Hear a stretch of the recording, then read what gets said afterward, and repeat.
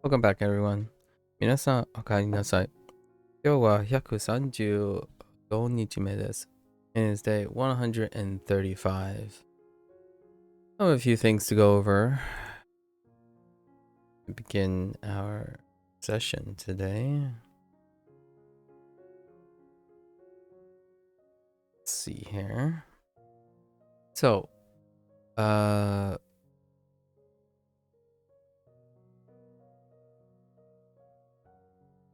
my goodness, please.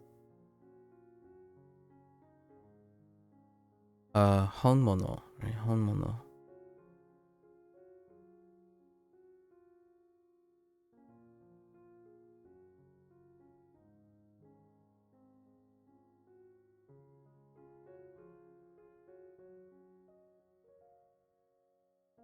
Honmono.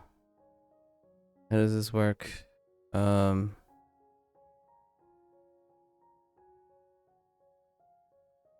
A book is the genuine thing, right?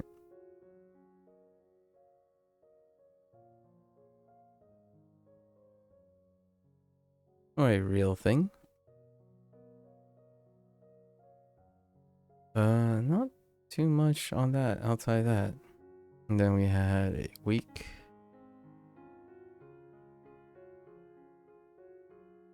character. Okay.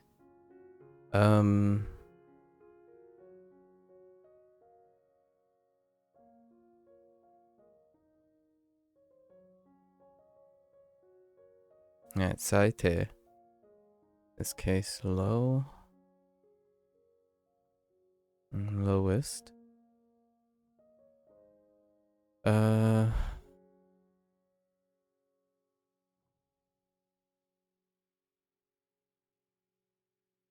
That's kind of bad. Proportions. Do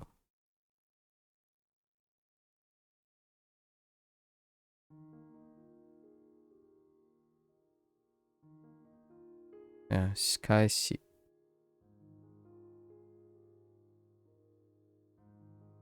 Shikaishi.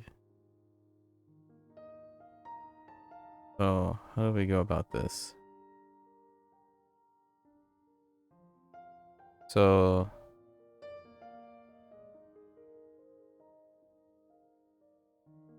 returning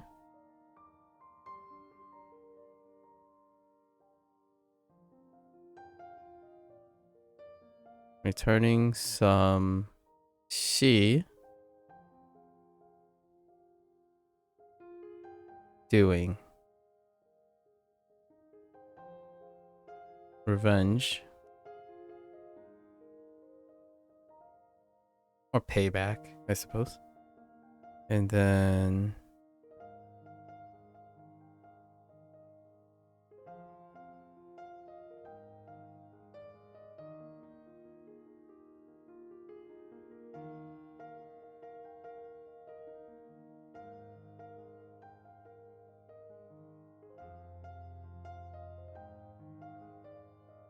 리. So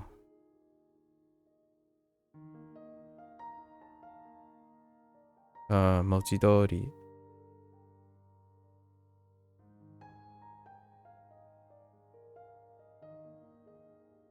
And I think this was fine, largely because of the missing Rendaku.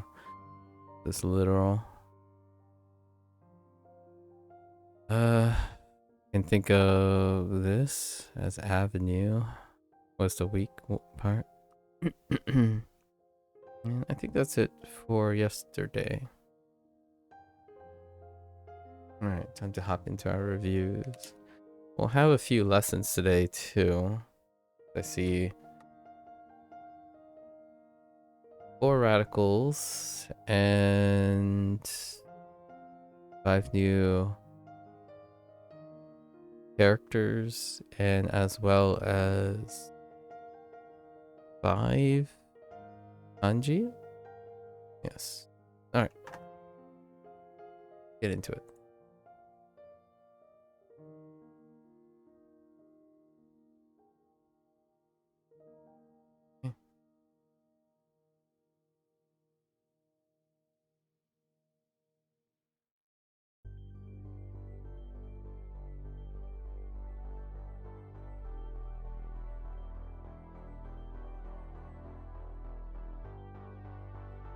weapon and finger.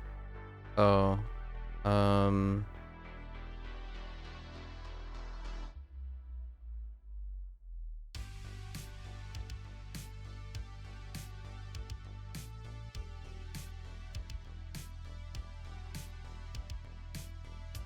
Tensu. Tensu.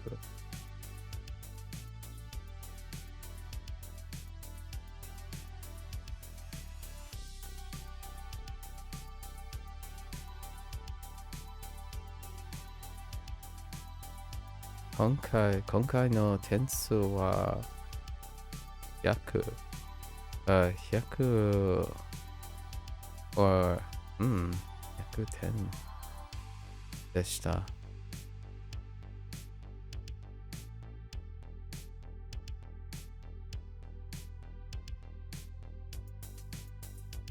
The heck?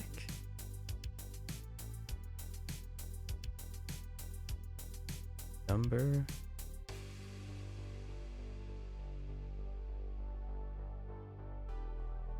Point number.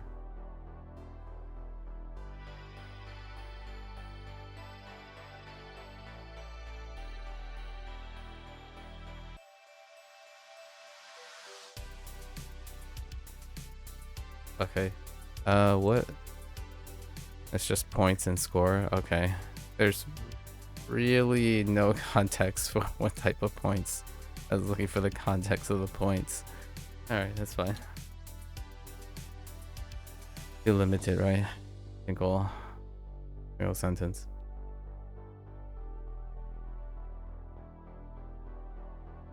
Okay. 受かる How do you...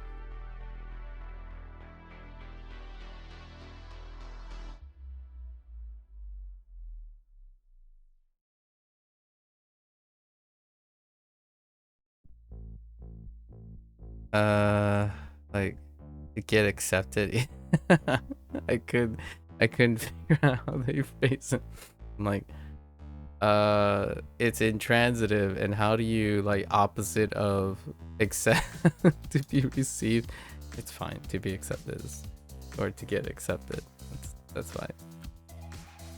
Gotta lock in.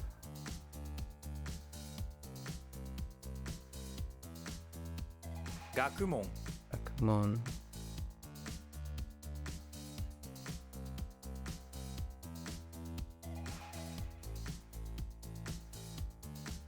注文する。注文する。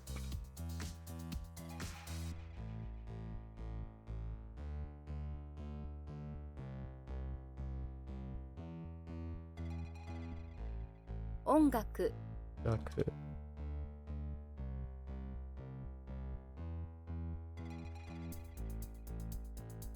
祭日祭日。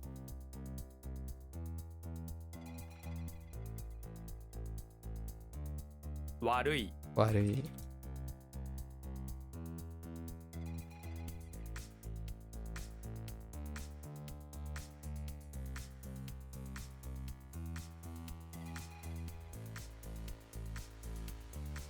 Yeah.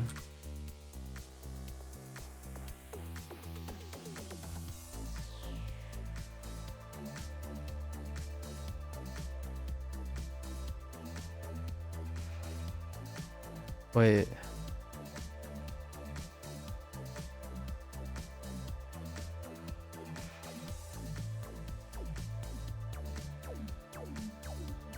Oh.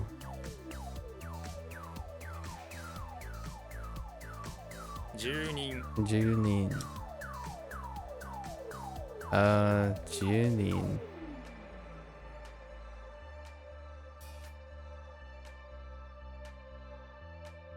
10人。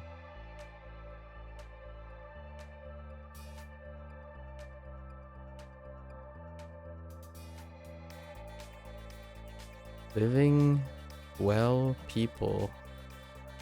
How do you... Residents? Okay, citizens work too. But I guess that would be implying to the country. Okay, that's fine. ところ。ところ。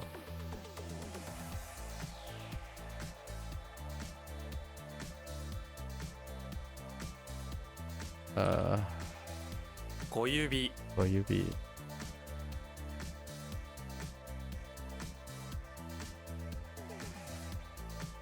水道 Suido. Ne? Okay.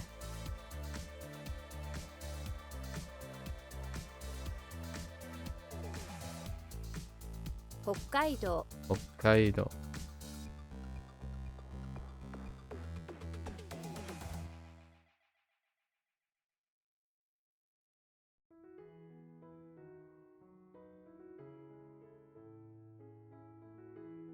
Site and location are synonyms.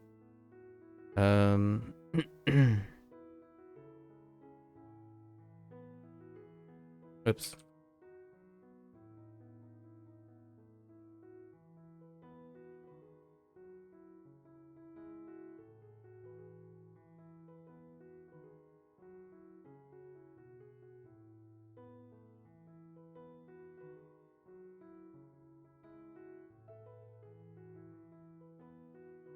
What am I? Oh, 暗い what did I type the second time? Hmm.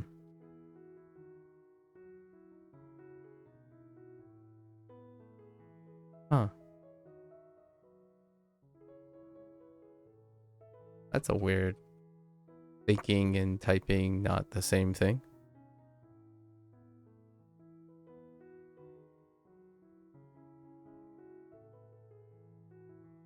疲れる Gareru.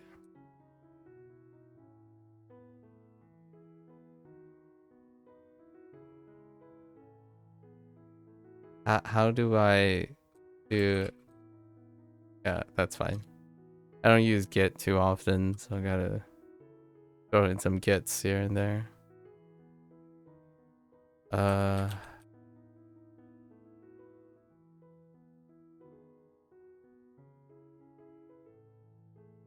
Oops.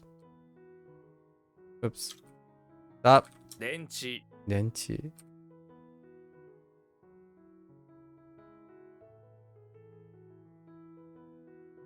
疑問 Dimon.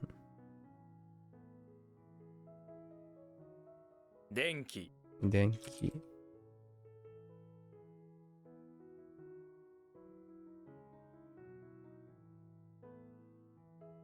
Wait.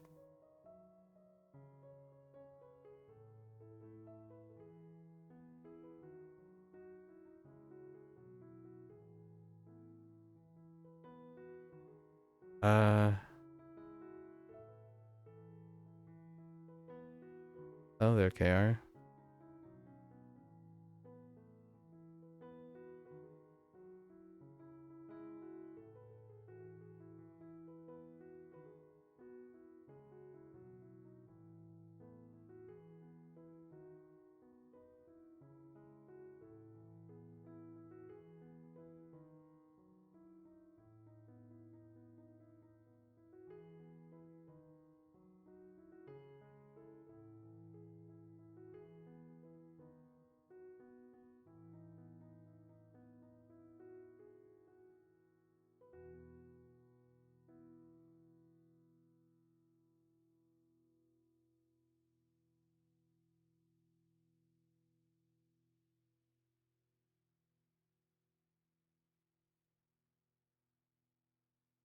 Any Ikoyo.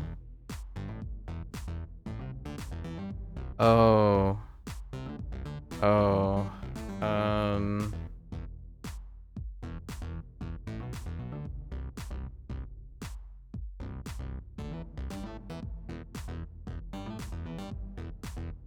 This is special. Yeah. Something about being here. Like something about being in another place.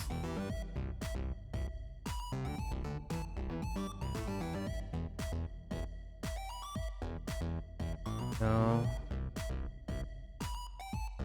What? Something about that other place. knowing in another place.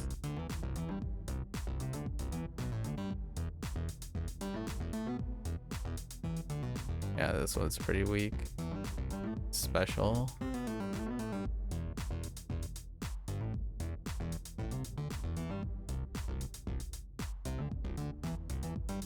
Huh.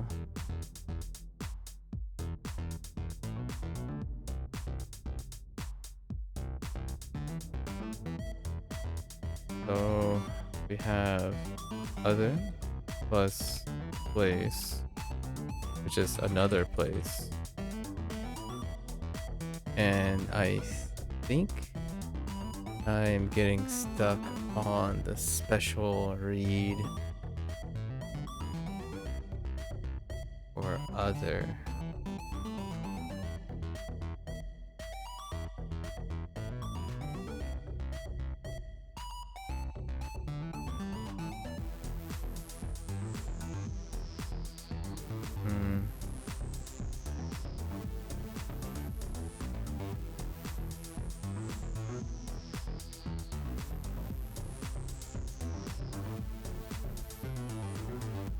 You find another place? Like, it's smart that you found another place? It's clever?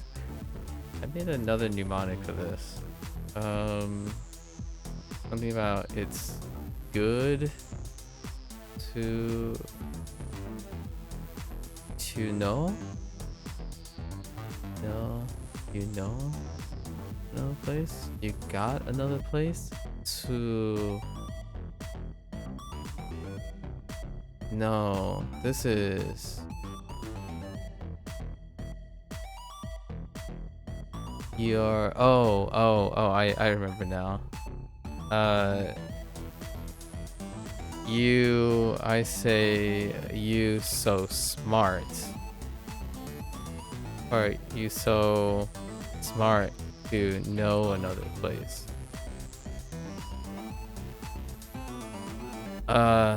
So this is Yoso. よそ That's really rough. But I think the one that they had was not...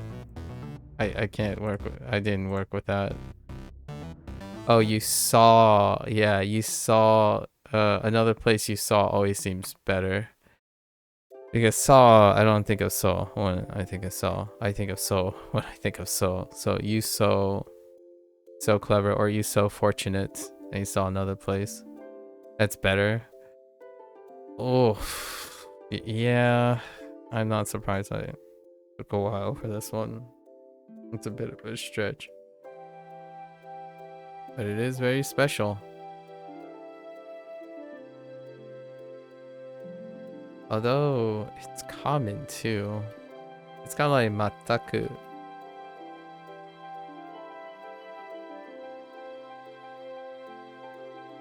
Okay. Well. 詩人 Kijin.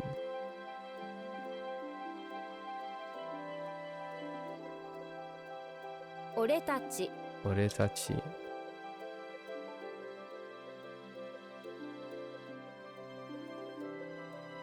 戦う Tatakau.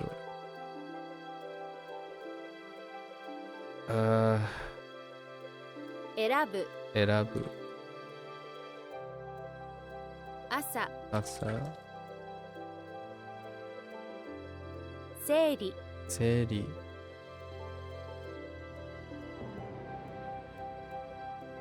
Uh-oh. Yeah, this one was a little weird yesterday, huh? Oh no. Maybe not.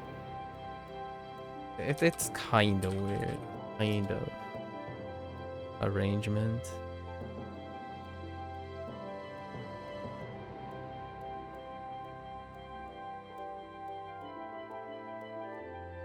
What?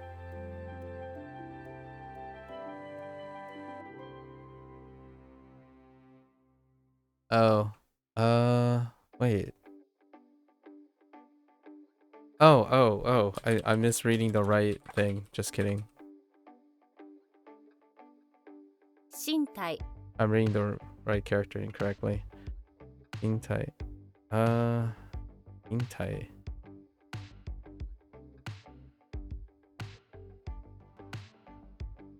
Body.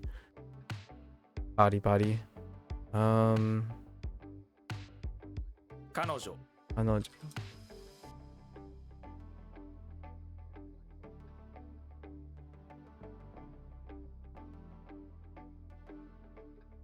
鏡、鏡、第一、第一、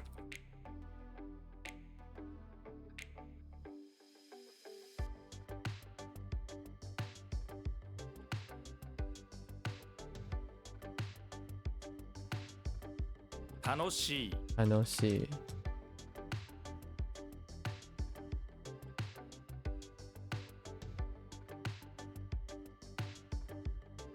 はじめに、はじめに、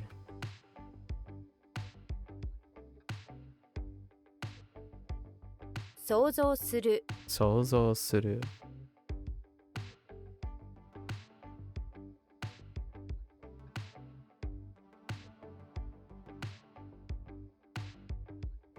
地球、地球、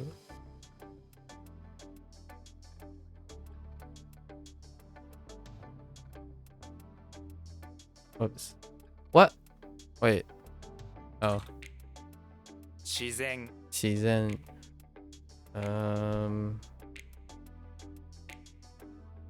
Okay. 君、君。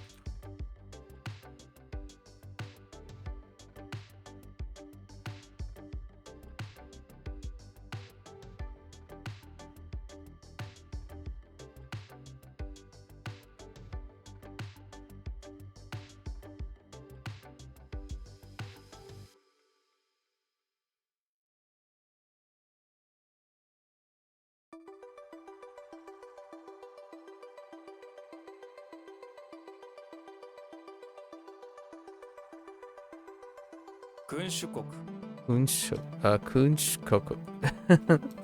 This one's kind of weird. But the longer the phrase, the more context clues there are within the thing, even though it's super limited. They're kind of easier to remember. It still goes back to, I think, the conversation I had with a random stranger like 2 or 3 days about a boy remembering things. It's overcomplicating things. And then from the conversation I had with Stefan yesterday about adding layers of complexity because of top-down approach. Most of the time, complexity leads to retention when one gets older. Lots of experience to pull on. But it's kind of interesting that I met 2 people with kind of opposite approaches to learning language.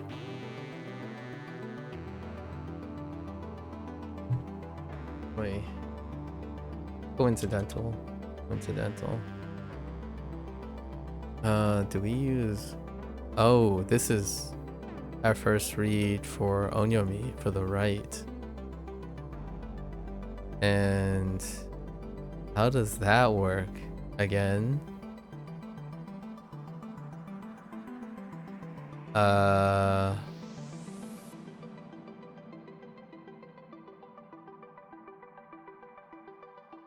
does this work? This was introduced yesterday, so one of the ones falls on.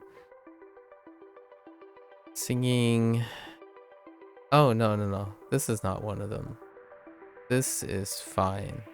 But it's slightly different because there's an extended... What? Whoops. That's the wrong. シーカ、 Shika instead of shika, which I feel is fine, but shika is more common apparently now. 飲み会、 Nomikai.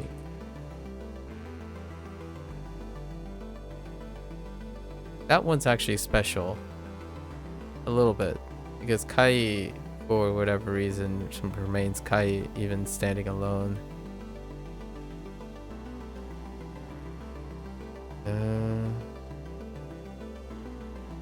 研究 Thank you.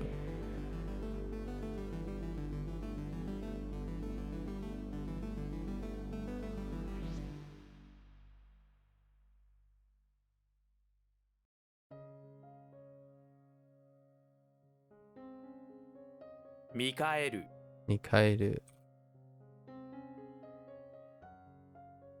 どうど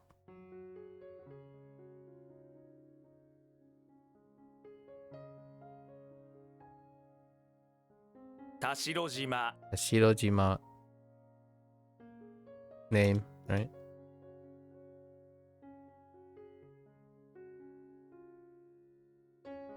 Oops. 作者作者。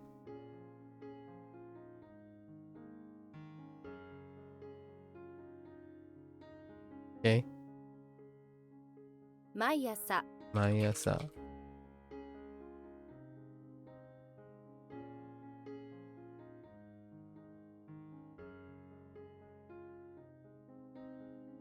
放題放題。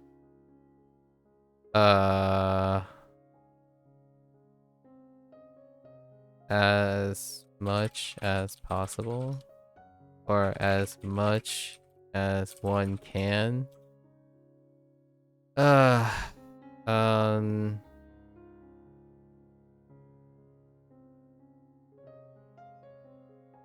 I don't know how. I'm just gonna say all you can eat. Oh, it's all you can. They want all you can, as much as you want. Uh, it's all of the above. All you can, as much as you do want. Yeah, that one is. That's a phrase. That's a phrase for you.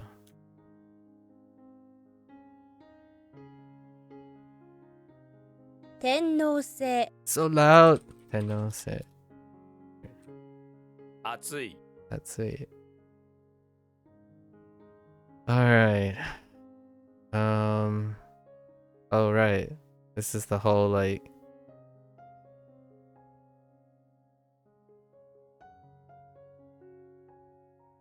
All the keep practicing pointing threads to the east. That's funny. I kind of like that one. Resonate very well with it. 会話 Aiwa. What the heck? Aiwa. これはニコラス。これはニコラス。ケイジ。No? Yeah, Koichi.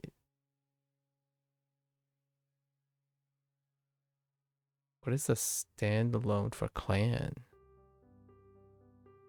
Like so like Keiichi to no Kaiwa no Reko. Oh, Reko in recording this.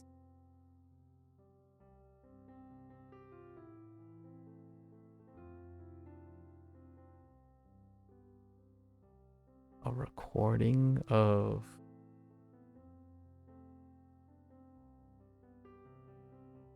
recording of eating plus speak.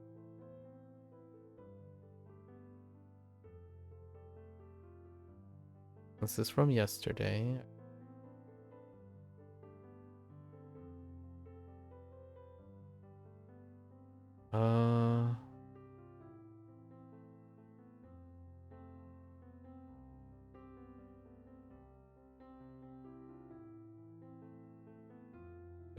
I still am stuck on meeting.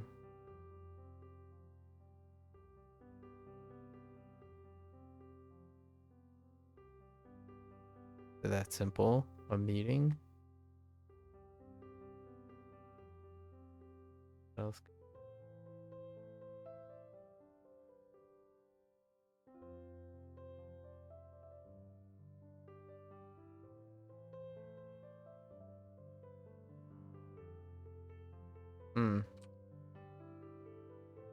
Yeah, I figured it's not meeting. It's something a little. Aiwa.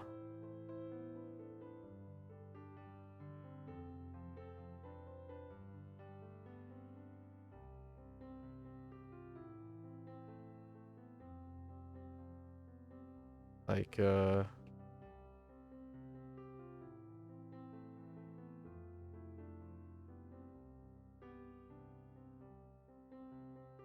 oh, okay, that's fine. Dialogue or conversation. Oh, this isn't new. This is old. Yeah, the recording the dialogue or conversation. That's fine. 第1位、第一。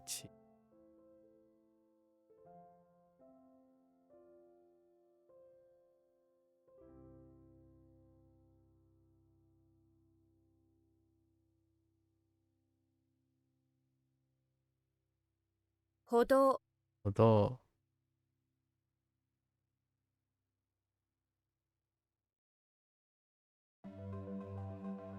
仲良く仲良く。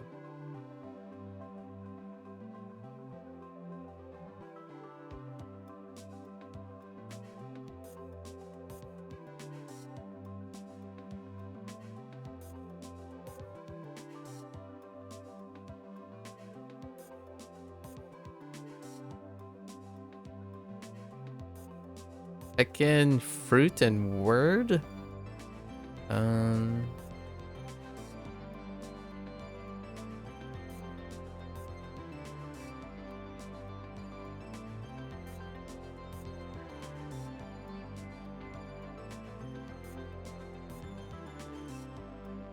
No.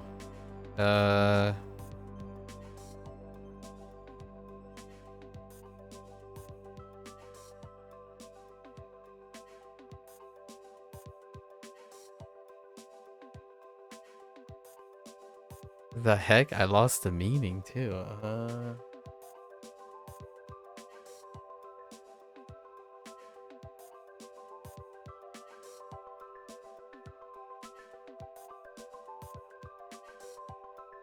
So you drive a car to store and you always say that the fruit section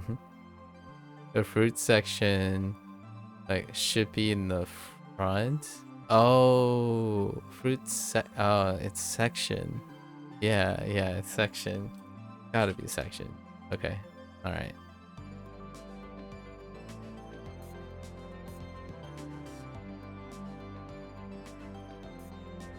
Right, oh. 池、 I'm like, okay. I think this is still oh no, just kidding. Uh-oh. Oh,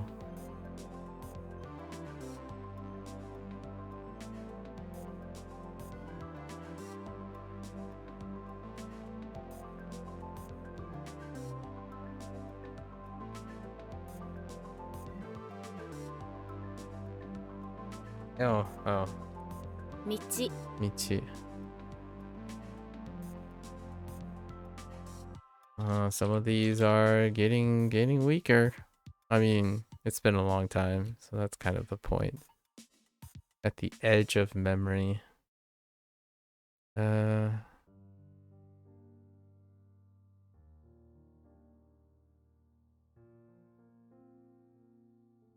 we do a Riki? 力士、 Rikshi.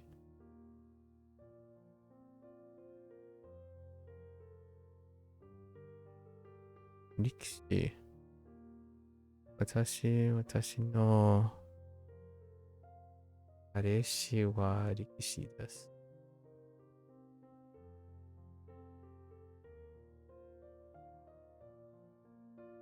Powerful soldier. Shrunk one. Hard worker. Powerful. Oh.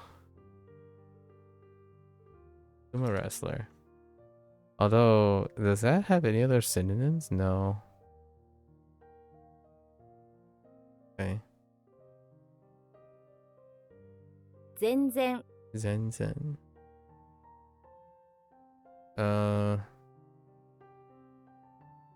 It's like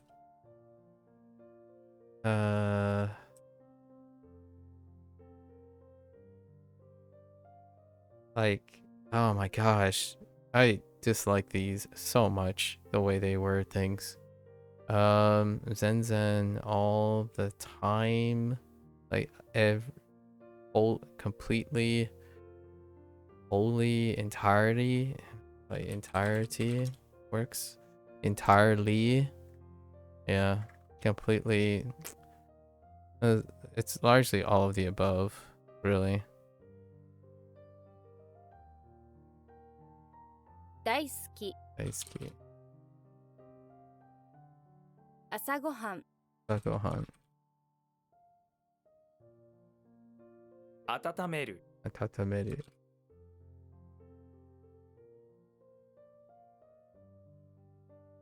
想定。想定。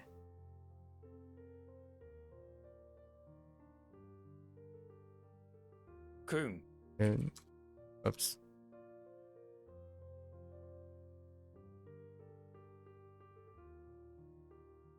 Ooh.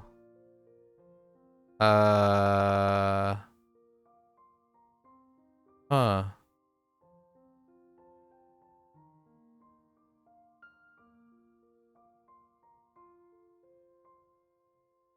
This got changed. This is special. That's why I paused on it immediately. And how is this special?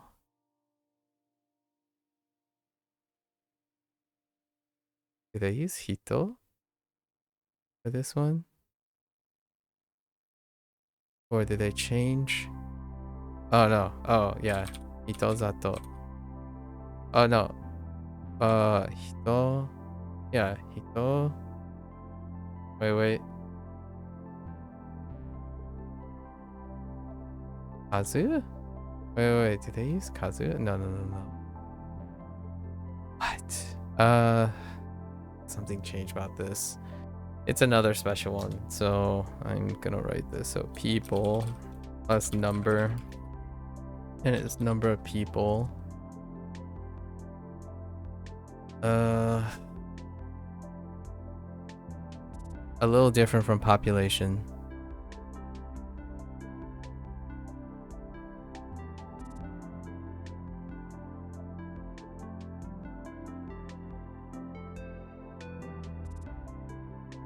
So at first I thought it was special because it uses 2 kuns, right? What other combinations are there? The special ones are pretty not great most of the time.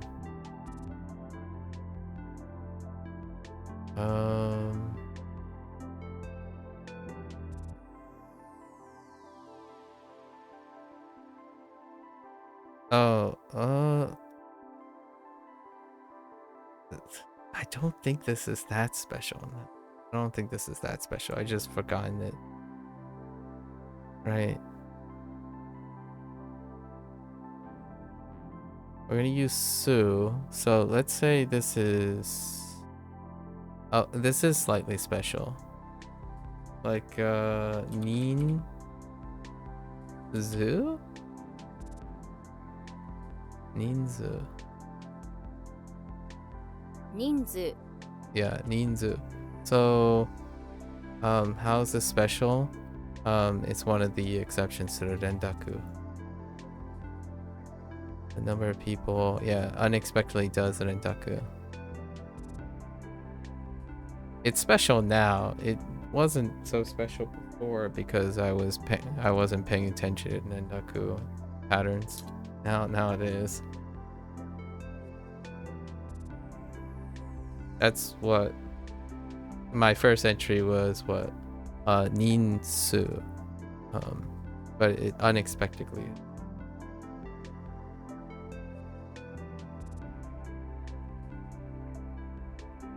Emoji. It.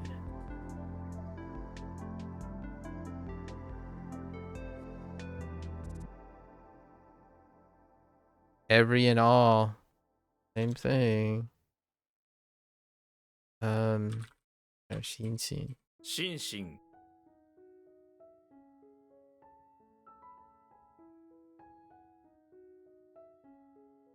当然、当然。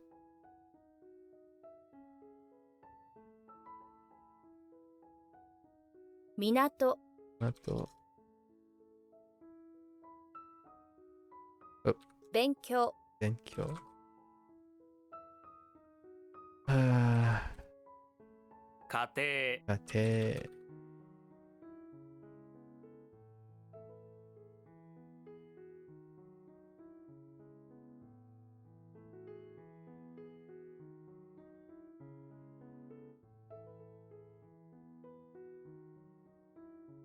数字。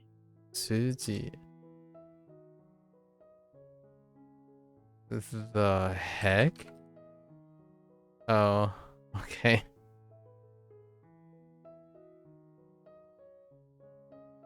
工学者、工学者。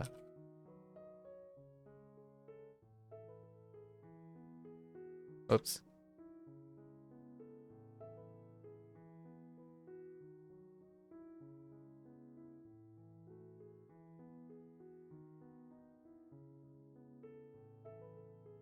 住所、住所。うん。植える。植える。Oh, wait.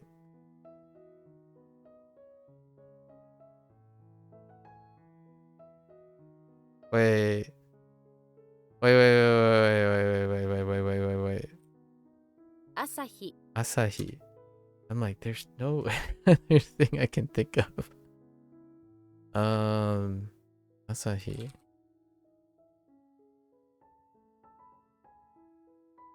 開く、開く。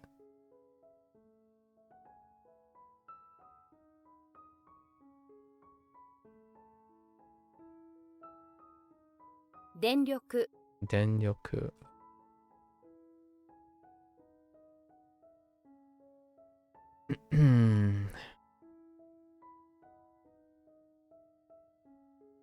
Excuse me. I had to cough.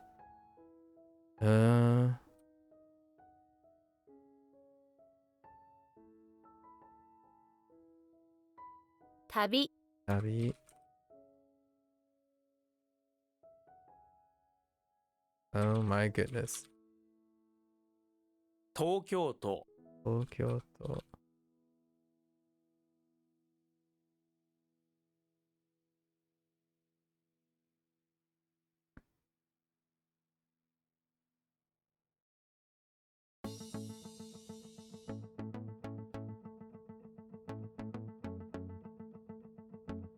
何これ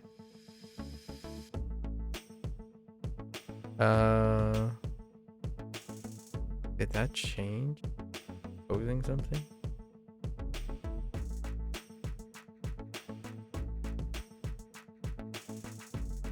Is this one of those that don't change? 対する、 That would explain why I can't think of the change.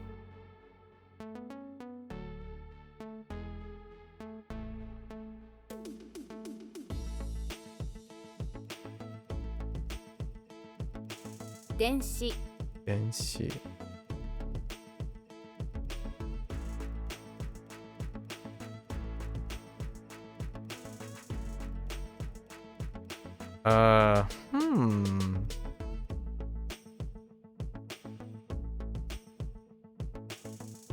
What's that? Yeah. 私自身、私自身。Oh, they're do all over.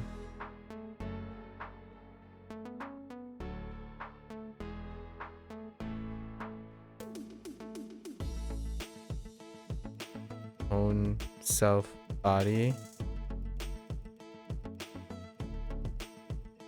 Private life, I suppose. Personally. Oh, it's myself, yeah. I type self.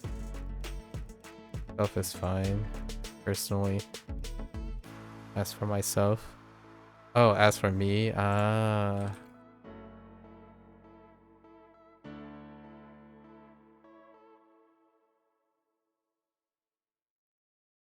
Hmm.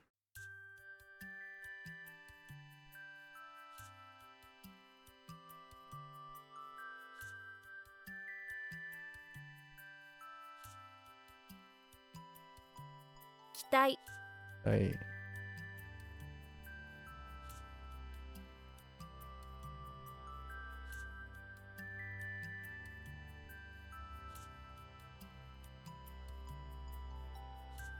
Sugaku.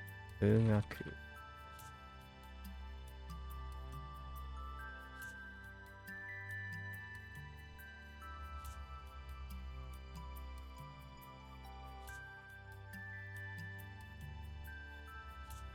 Oh, this is our first one of the onyomi. 思想。 Shiso.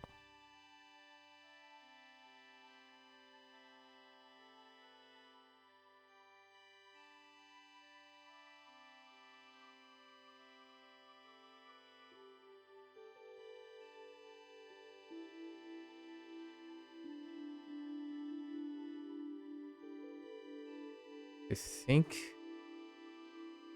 and imagine is to like presume I thought, or assumptions, or predict,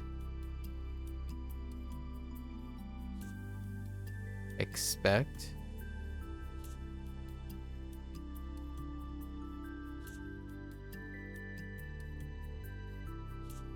Pretty sure something like that. I don't know what phrase they ended up using for this. English phrasing, that is. Oh, no. This is just think. This is ideology. Thought and idea. Yeah. Oh, because they used contemplate for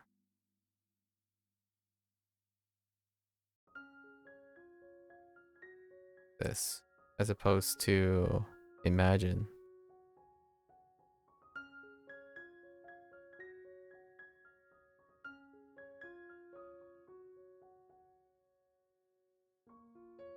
So what? 数年。 Sunen. Oops.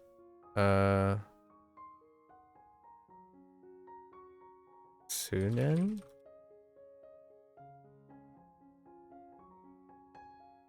Sunen? Number, year?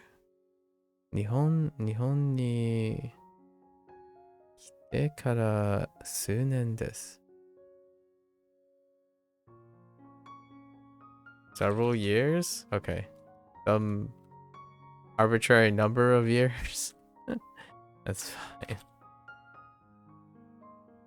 階層。 I saw. Revolve, contemplate.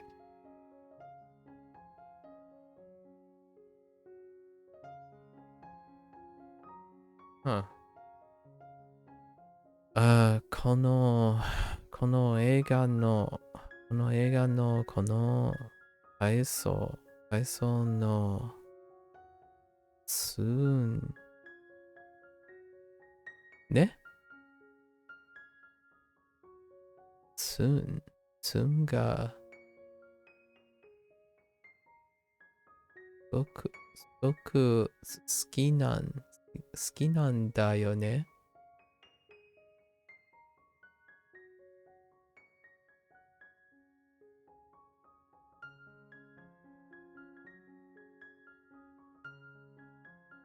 This is going back. Revolving, thinking it over. So, reminiscence or reminiscence. How do you spell? Oh, it's two I's. I remember yesterday. I spell reminiscence incorrect all the time, substituting the E for an I.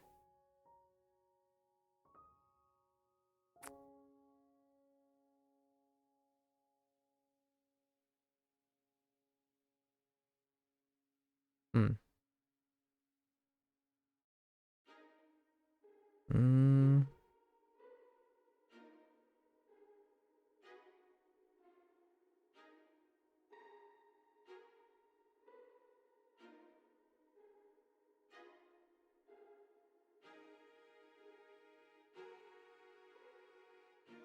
Sama. Sama.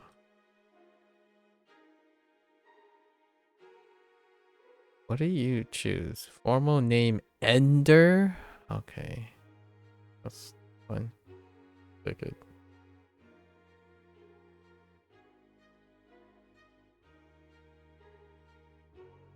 Holy heck, what am I counting?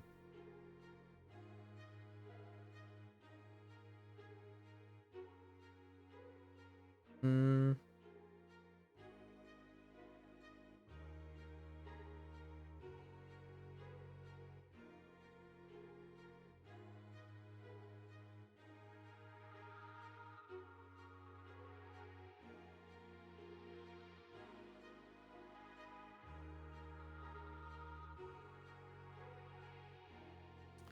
The only one I can think about of counting is no, that doesn't work. Okay. Well, it literally says counting sheep there, but how do I know what's a way? Edu. Yeah, this one's weak. I don't remember the coon. I don't remember the coon of this one too well. So yeah, count plus plus do, which is transitive, and it's to count. And I need to figure out what am I counting. Could make this related to eggs, but how do I make it related to eggs?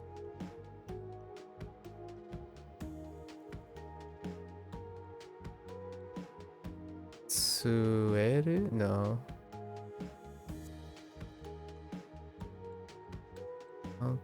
Counting.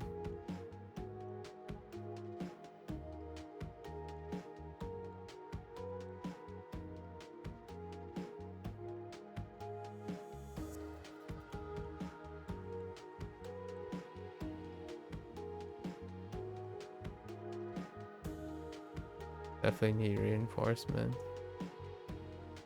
What am I counting?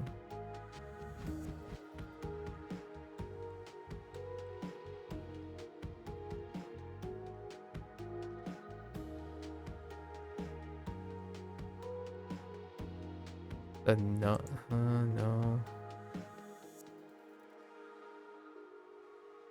Oh, this one's tough, actually.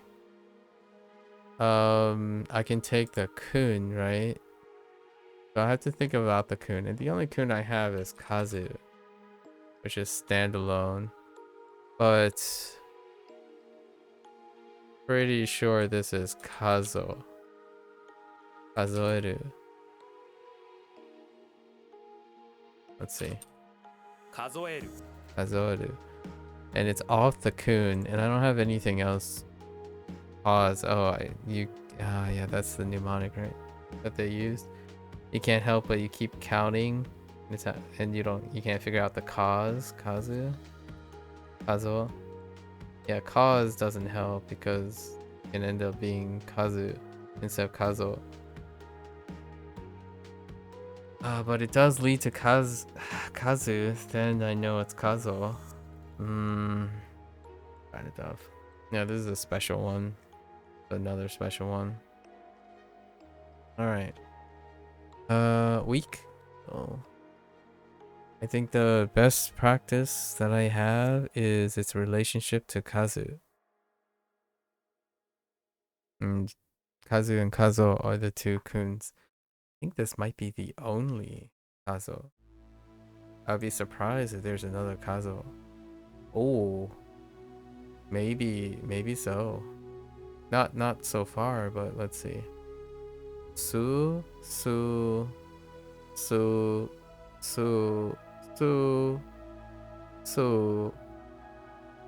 and special. Interesting. Zoo. Oh, it's a super special one. It's not even listed as a read. Oh, that's so particular. A rosary. Yeah, so Su almost entire the way, and then we have Kazu, which stands alone, and that's the only reinforcement for Kazo. So we'll have to link it with Kazu. Okay, another one. It's another one. Makes sense. I definitely can tell now which ones I feel, at least the way WaniKani approaches it is not, I would probably change myself to double reinforce special ones. I think there's not enough frequency in distributing across the distribution of reads. Maybe even like doubling it intentionally, doubling the ones that do not have a particular read frequency. I prefer balancing the reads than having it deal it through the SRS where you get it wrong and then you increase that frequency. I think that's a disfavorable way of going about it, because this thing could come up more frequently, but then you have all your other reviews that more or less drown this out.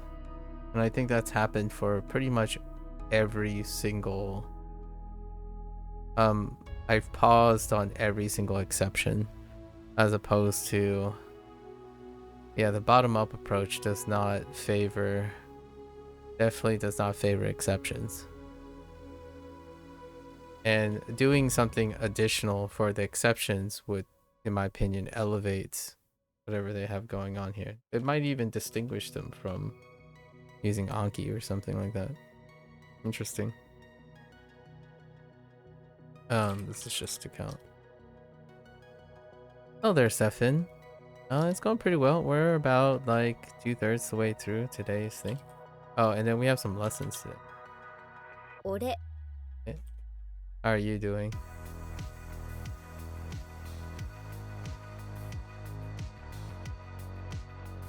Gakusha. Gotcha.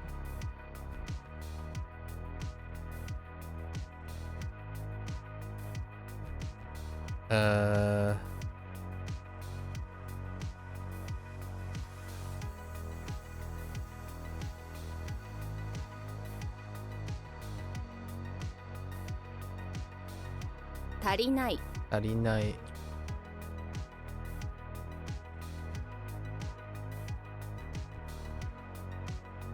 Oya yubi. Oh yeah, Yubi. I looked at you mentioned videos before. I saw that you were playing Ace Attorney, one of the Ace Attorneys. Don't know which one, but that's interesting. How technical did you end up finding out about Ace Attorney? I feel like Ace Attorney kind of blends in with the whole Steins Gate thing.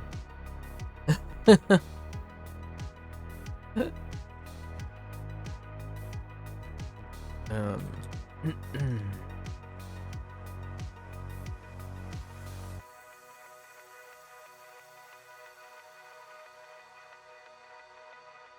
目標。目標.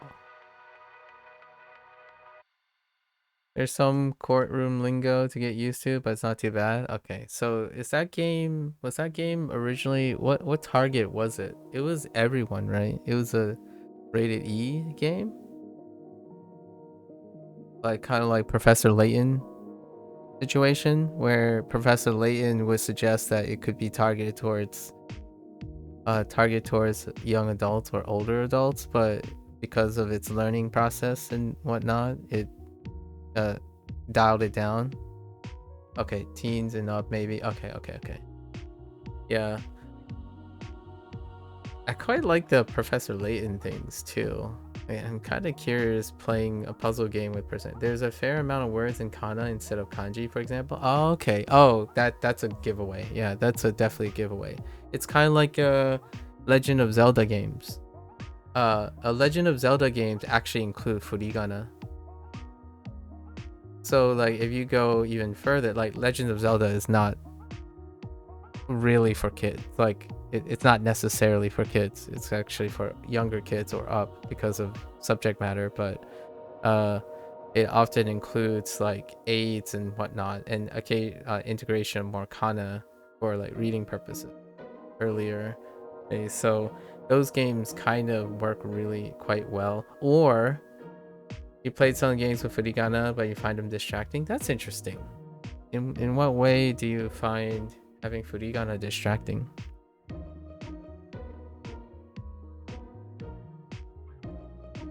Let's see. I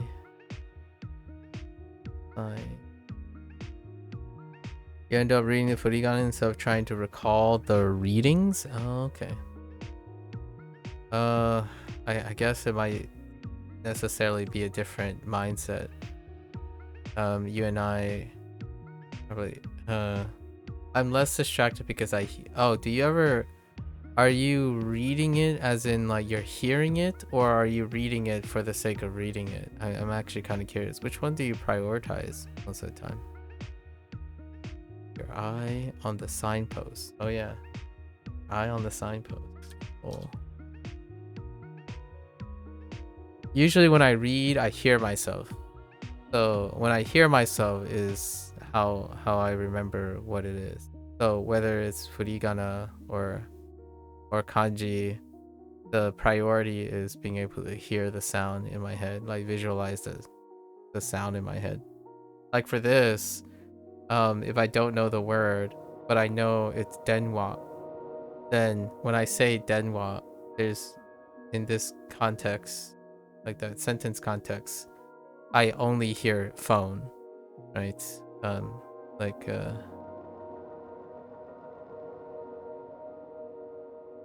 like Yama, I guess that's Yamashita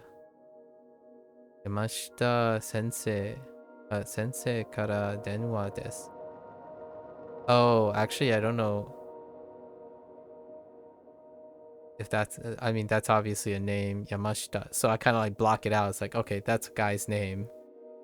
So it could be anything they choose, and then sensei from, and then denwa desu.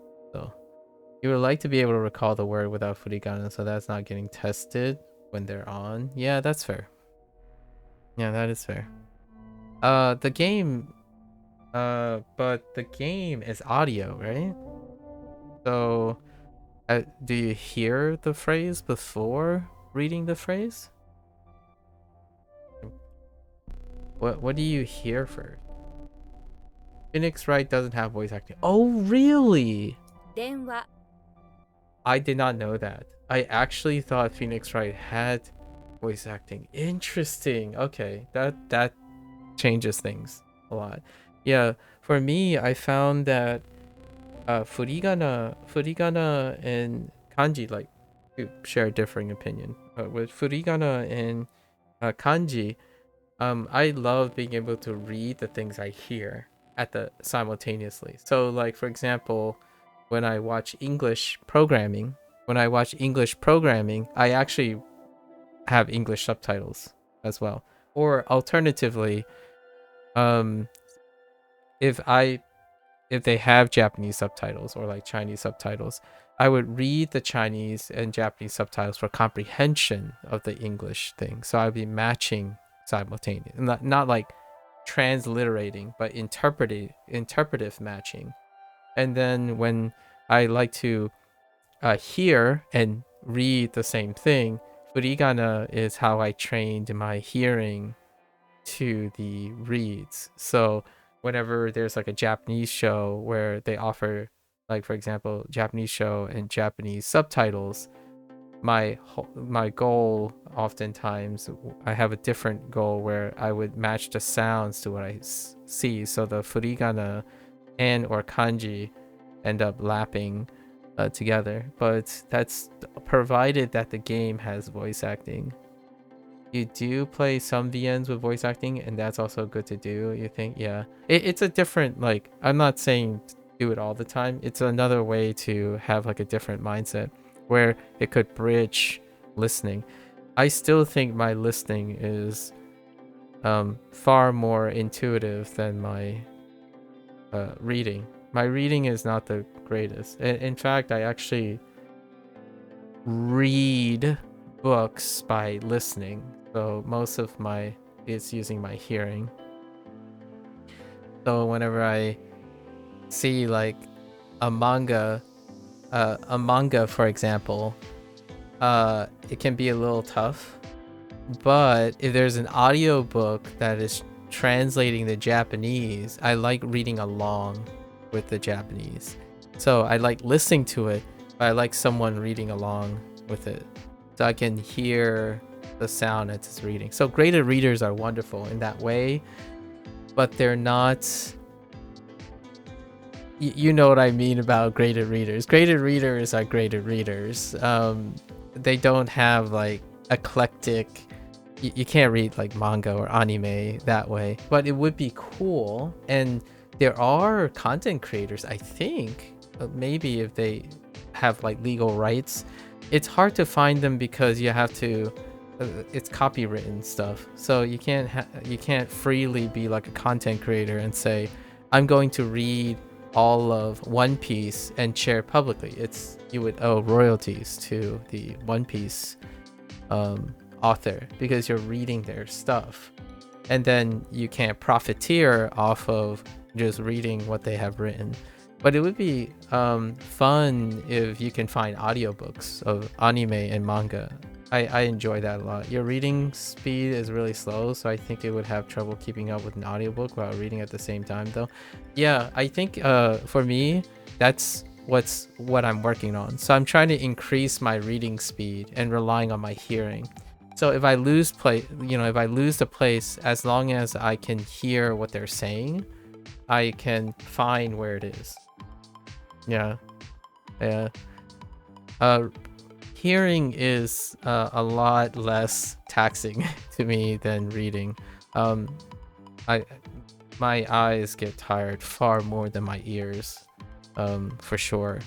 So I could do at much longer, like freely just sit here and watch someone feed sentences into my ears. I can close my eyes, sit there, just meditate, listen to the person saying. And the goal of immersion oftentimes is you're trying to fetch all the things you already know and hear a lot of times and then expand from there. So you're not too super concerned on transliterating when you're listening. So that's kind of how I consume anime these days. Like, oh, okay, well, I know the most of the situation now. And then during my more rested times, I would do things like this, which can fill in the gaps of my listening skills. Obviously, I'm not going to write like a professional Japanese manga or an essay or anything. I'm largely here where if I sit in a room, I gather most of the ideas in the conversation, and I would be able to respond with maybe a lot lower but more simpler way of responding. But at least I can say I can agree to something or disagree to something. It's pretty fun. I'm not sure how big Japanese audiobooks are. I would love to start listening to manga. Listening to manga sounds exciting. Where like in fact, it would be cool to have a manga with no words, like nothing written, just no bubble, no nothing. You hear the person speak the whole time and describe the action. So you're just looking at the pictures, and then all you hear is the person speaking. Like, okay, that makes sense. Okay, it's clearly that, like a narrator. That's why it defeats the purpose of manga. Obviously, manga and graphic novels, the whole point is to have those things, because otherwise you're listening to a novel. That's what a novel is supposed to do, where you're reading and you're using your imagination to proliferate the imagery. But a lot of times novels are written in first person omniscient, So they would be narrating the stuff. It's like, oh, this person picked up a sword and then they leaped at his opponent, barely grazing, and you're trying to imagine it, but when you're hearing the person describe all these things, it's kind of fun. Not that you would speak this way. Obviously, it doesn't promote a language. It doesn't promote language formation for conversation, unless the novel, which is not the same as manga, right? Manga and visual novels. Visual novels and manga, they spend a larger majority of their time in dialogue, which is fantastic, I say, for speaking. It's interesting. I don't know. I like listening to this. Like, this stuff, I like listening to it. It's pretty close to just being anime, though. Yeah, pretty much. It's pretty close to being anime. Yeah. Anime tries their best to eliminate the narration part. So that's one of the things that make anime a lot more receptive to people learning language, more than like watching a poetic thought-provoking documentary or something. Like, for example, the comparison between a documentary and a anime. So if you have a documentary, that person's speaking and describing all the things that are happening as a narrator, and then in anime, most of the narrator part is done with animation. So like, you're not gonna have descriptions and stuff and expository. However, there are anime like Steins Gate where they do sit down and explain everything. so there are those scenes in there. I haven't watched a Japanese documentary, so I don't even want to know how complicated that is. Like, for example, maybe watching a historic Japanese documentary on like World War II would be something that could be quite interesting. But yeah, Phoenix or Ace Attorney, huh? I should play. I haven't picked up any of those yet. Anything official sounding filters me, like news and oh, okay, I see. Yeah, I most of the time it's like this. As much as I enjoy doing these type of things and building on frequency and stuff, my use case for most things, for most languages, are stories and stuff. So, and news stories and stuff, and like learning stuff. So all of this, my next year, I mentioned yesterday that this is going to change next year. Like, I'm going to continue doing this to some extent, but it's finite. This stuff is finite, and then I'm going to use LLMs, and the LLMs are not going to be used in the way, in my opinion, how other people use it, like roleplay dialogue. I'm actually going to use it to learn current events and stuff. So like, I would pull up, for example, today I would say video game news, like what video games were released today, and it would come out in English. I'm like, can you explain the synopsis of this video game in Japanese to me? Because then if I can do that, then I would be able to explain. I would start acquiring the way of explaining and describing video games, especially video games that mean something to me. So in the next phase, which is like soonish for like Chinese, and then later on, I'm gonna be doing work in the language. So I'm not like thinking about how to get language from the things. I'll be doing the work, and most of my work deals with covering current events and whatnot. So like, I need to learn how to describe clear obscured in Japanese. I'm gonna have to do it in English anyways, so I already know how to do that in English. So let's just try to describe clear obscure in Japanese. Like, how do I say paintress in Japanese? I still don't know, right? So that's kind of where we're headed, or where I'm headed in most of this. I'm gonna do most of my task in a different language, and I'm just gonna cycle around.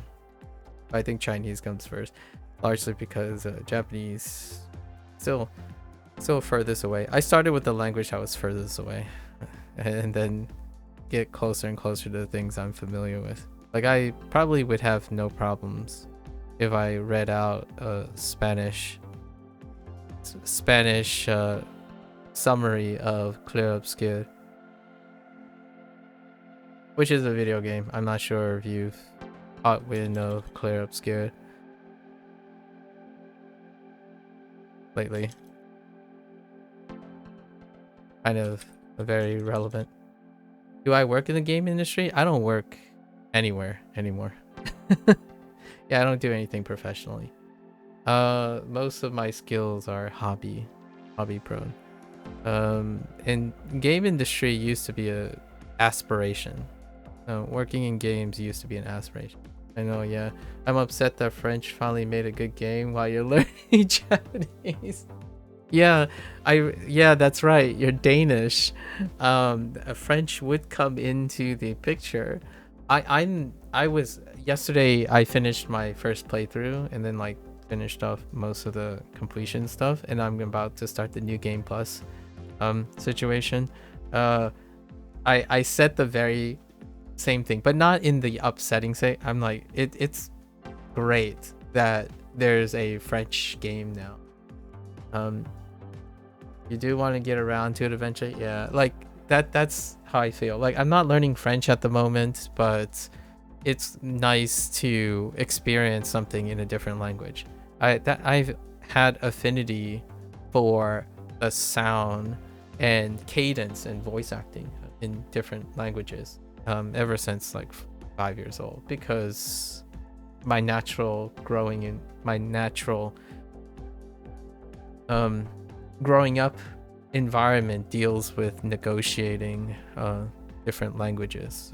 Usually, while it does sound like it's to the point where, yeah, you might think when someone listens to me, they're like, oh, my parents are speaking Chinese. Oh, and they're speaking Chinese to this Chinese person, which is speaking this Chinese person, but they're actually speaking Fujonese, Mandarin, and Cantonese, and mixed together at the same time.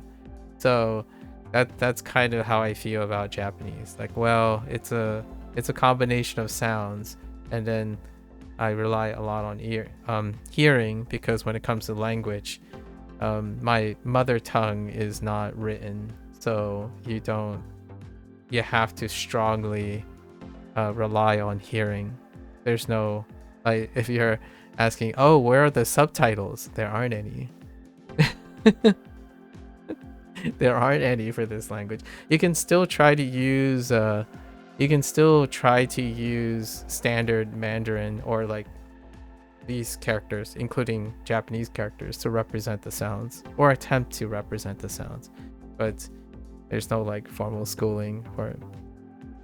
To give you an idea, my mother tongue has it's probably one of the bigger populations that still exist. My parents' heritage population that exists with a language that has arguably the most tones. Arguably, like, if you put it in the top 99th percentile of speaking difficulty and listening and speaking variety. Which language is that? It's I call it Fujonese. And the reason for this is the English. We take Fujo, which is the place, and then add "nese" to it. But some people might refer to it as Fujin. And then Fujin is a collection of like "min" and "this." So it's kind of a little confusing, but it's the language that comes from this region. And this is the province. So it's the Fujian areas speak, and it has 8 tones. This language has 8 tones, and I don't even know how to describe the other tones.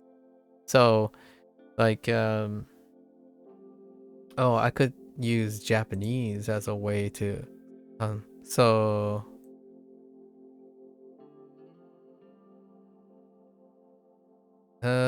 what's a good example? Like, for example, this, pretty easy. How different is it to Mandarin in terms of writing and stuff? Well, there's no writing for Fujianese. And then I'm completely clueless about, oh, okay, there's no writing for Fujianese. Standard Mandarin would be how you use it. And then Standard Mandarin has technically sort of 5 tones. So you have, like, for example, this would be dai, right? Dai, no tone, because Japanese is, or I guess dai or tai, sort of. No, wait, just gonna stick with this. Dai, right? This is da. So you have your tones, right? So da, da, da, da, and da, and then da. So just straight, flat. So these are the 4 standard tones. But there's, I don't know what the marking is, but there's da, like da. So it looks like this, but it's more like this. So it's not da, it's da. And then there's like another one. There's 2 more, and I can't produce them. Like because of heritage speaking, I have no idea how to annotate them and what I'm doing. So from time to time, the only way I can do it is I would, and these are all for, oh no, they're not. This character will only have 1 read, which is da.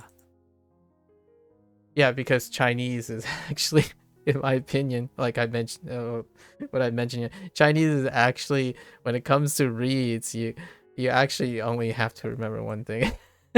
Or most of the time. Yeah, so that's actually really convenient for like the 1-to-1 thing. But I was trying to illustrate using different tones, because in Japanese, while this is su, it's always going to be ski, right? It's the tone is always going to be ski. So you have ski. So you don't need any tones. No, like you could use like pitch accent, ski. Or no, it's the other way around. Sorry, ski, right? You could use pitch accent. But this is not a tone. This is a pitch change. So you could change the tone. You could say suki, suki, suki, suki, suki, and suki, which suki would be 4. So the closest tone in Japanese is su. So this is tone 4 because it starts at top and it drops. So in Japanese, they choose one of the tones. And there's only 2 specific tones that they have. They either go up or they go down in specific places and then stay flat. So that technically they have 3 tones. In my ears, they have 3 tones. But this tone can be neutral, or 1, which is the high tone. So you can say suki. But in this case, it's tone 4. So I'm using Japanese to express tones because now I can do that, as opposed to using English, since you know Japanese. So it's kind of fun now to use Japanese as a way to reference tones.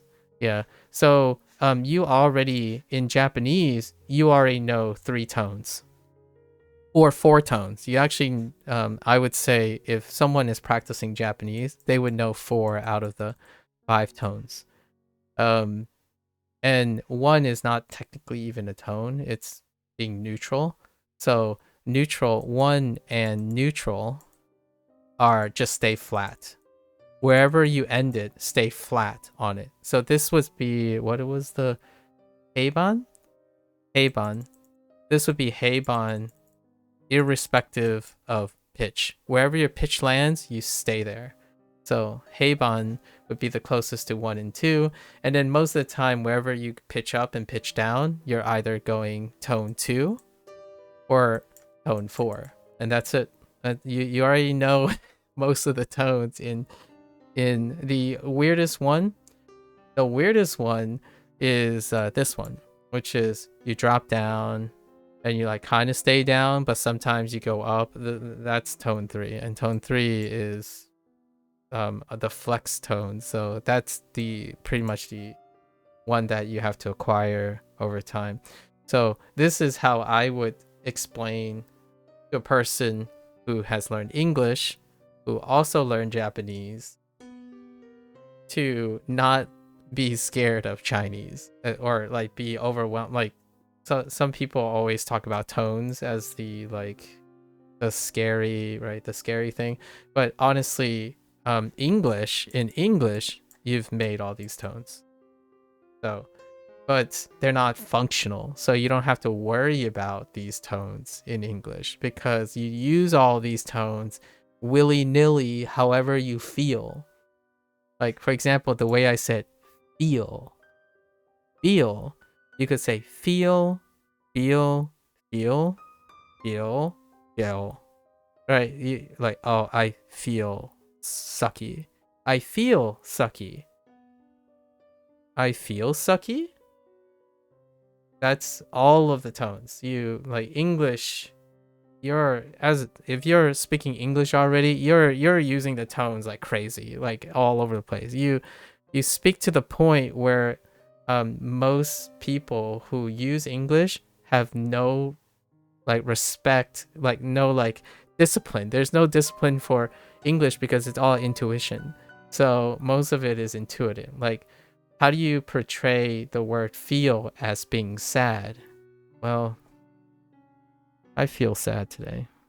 Instead of I feel sad today, that's kind of weird. Like if someone goes like say, "Oh, I feel sad today." Oh, that sounds very weird. So English does have functionality to some extent on tone, but it's not used to express different words. And Chinese, they express different words, but technically different feelings are being projected using tones in English changes the meaning of the word. So when you say I feel great, you could just say I feel, and it kind of feels like you're excited.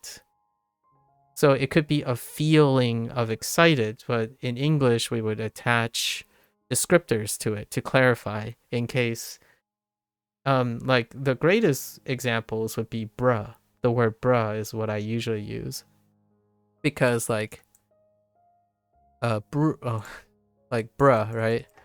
If it's bruh, it's like what?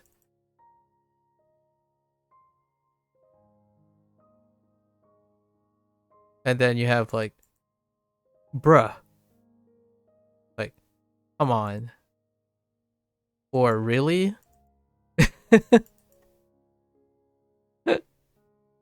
And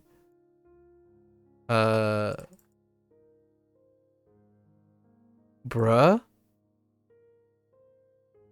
which is what, but this is what in without the exclamation mark. And then bruh, disappointed. And I think to me that's where English is. That's what's happening with English right now. You have a single word which is an initial and a final. So you have bruh is the initial, is the final, and you have pinyin. This is pinyin. So when you're trying to describe someone's bruh and you type that, so for example, in the future, if people type bruh, like bruh 3, right? Which is bruh. And that means disappointed. That's Chinese. It's the same sound with a different tone, and you demarcate it with an accent mark to represent a different word. So that's what happens. And what happens that makes Chinese like somewhat complicated, but it gets comfortable, is that you end up having fewer words. You end up having fewer words, but more meanings with all the words. So that's what I think a lot of times when like even a Japanese person, or not so much actually, not so much, but a English person would say, like an English speaker would say, why does it sound like they say sh, xing, sh all the time? It's because all the sh's are either all the same or all different tones of sh, and all of them are different words. So that's kind of why Chinese might sound intimidating, but I don't think it's as intimidating as well. To be honest, you kind of ignore learning pitch accent in Japanese because you're more interested in understanding the language and speaking it, and you wanted less things to remember. Absolutely. But you've heard that it can boost your listening comprehension, as well as true. That is most definitely true. I like to, and here's my like different take. I like listening to pitch accent. I don't command pitch accent, but I like listening to pitch accent because my primary mother tongue language is tonal in nature. So I like that I can, this is right. Sake. Actually, shoot. Yeah, sakeski. Right, sakeski. And then when you match it up, it kind of sounds kind of nice. But while with all that said, I actually spend almost all my time listening to synthetic things, like synthetic voice. Like Duolingo uses synthetic voice, so you just throw pitch accent out the window for like accuracy purposes. But I like listening to like people's inflections. Like in English, if I was having an interview, I would listen to people's inflections. And I think in an orderly way, focusing on, like for you, for example, and I would agree as well, I would focus on the learning aspect, like the language and the comprehensive aspect, and then feel out the rest of the enunciation. Like in English, most people don't focus on intonation, right? The tonality of the voice. But nowadays, when I talk to people, like when I go on voice chat and stuff, since all the English is good, like the vocabulary is excellent, it gives me a lot of time to explore intonation. It feels like a nice bonus when you got the other things down. Absolutely. That's like, to me, if you're interested in cadence and behavior and like public speaking, right, which you clearly made it fairly clear that you're not interested in like public speaking and being in a oftentimes, like as a sort of a streamer, like if you were doing it professionally, say like you're a politician and a businessman, oftentimes like for English, what moves people a lot of times is how the cadence of English changes. So that might not function the same in Japanese. I don't know enough about Japanese or Chinese to manipulate how much I can stretch the cadence. However, in English, it is all over the place. And the nice thing about it being all over the place is most people do not focus on intonation in English. So oftentimes when you're watching someone perform, like on a live action movie or voice acting, or when they read, voice actors actually might even intuit and or deliberately method act to create these intonations in English, which doesn't impact the meaning of the English word per se, but it impacts the feeling of it.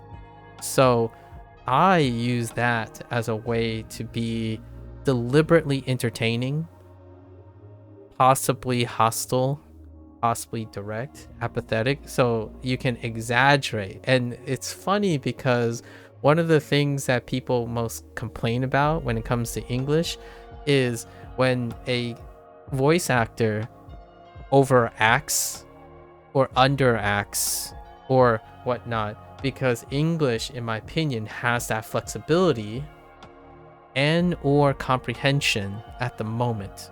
So when you're listening to Japanese, oftentimes, if you like anime, for example, if you like listening to Japanese, chances are you'll come to the conclusion that almost all Japanese voice acting are robustly similar to the point they're consistently good. Largely because I actually believe that the Japanese language has a lot of discipline in the way it can sound with its pitch accent. Like there's less flexibility. So when they're emoting, they're consistently emoting in a way, and they're consistently like sad and loud. So whenever you go and if you like anime, almost all of the the audio that you're listening, you're processing, gonna feel very similar. Even when you're listening to like, I don't know, B-rated flicks or an amateur, when they speak and they emote, the language is incredibly restrictive and consistent. So when they emote, they go about it very similarly. Like, how do you get someone to call someone an idiot? Baka. Like, it's very... So the nice thing about Japanese content is voice acting is consistent, as in like it's even baked into their language. It's rare you have an issue with Japanese voice acting, yes. So if you like the opposite is true too. If you don't like the way Japanese sounds, then it's very rare that will change, because their language is incredibly disciplined. So when you're listening to pitch accent, I'm not saying that you should focus on these things. The idea is that's the bonus situation. When you get to the point where you're kind of like focusing on the quality of the sound and the ebb and flow of their emoting, it becomes very... Except Persona 3 Reload, because they use the same voice actors from the original and they all sound like 50-year-old playing high schoolers. Yeah, exactly. So that's kind of the thing. So emoting is very different in anime and manga. And over time, since I enjoy watching on like anime quite a lot, and then Japanese voice acting, like Japanese cinema versus English cinema, the emoting that they go about doing it gives it that Japanese feel, while English has this English feel. And that's where gaming becomes my favorite topic when it comes to performances. Now, it's actually fairly obvious when you can tell that it's a Japanese studio writing Japanese lines and getting dubbed in English versus English making a Japanese game with Japanese in mind, or vice versa. So it's kind of like Clair Obscure. If Clair Obscure was Japanese, there would be, but French and English has a very familiar cadence and pitch and stress. Like they have flexibility in their pitch and stress. So what happens is the performance gets closer to each other. While in Japanese, if you have a studio that is trying to create something that is strictly structured in Japanese, it can be very, very tough and almost impressive, actually, quite impressive. If you're playing this game, it's like, oh, dang, that Japanese character, both the voice actors, the English and the Japanese, sound exactly like each other. That's really creepy, and it's also very rare, but there are a few cases in Like a Dragon.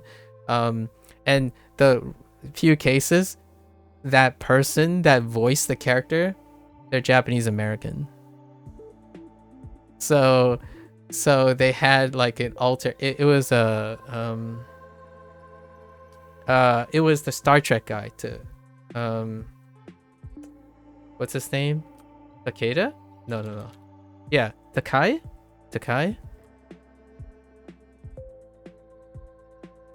George Takei.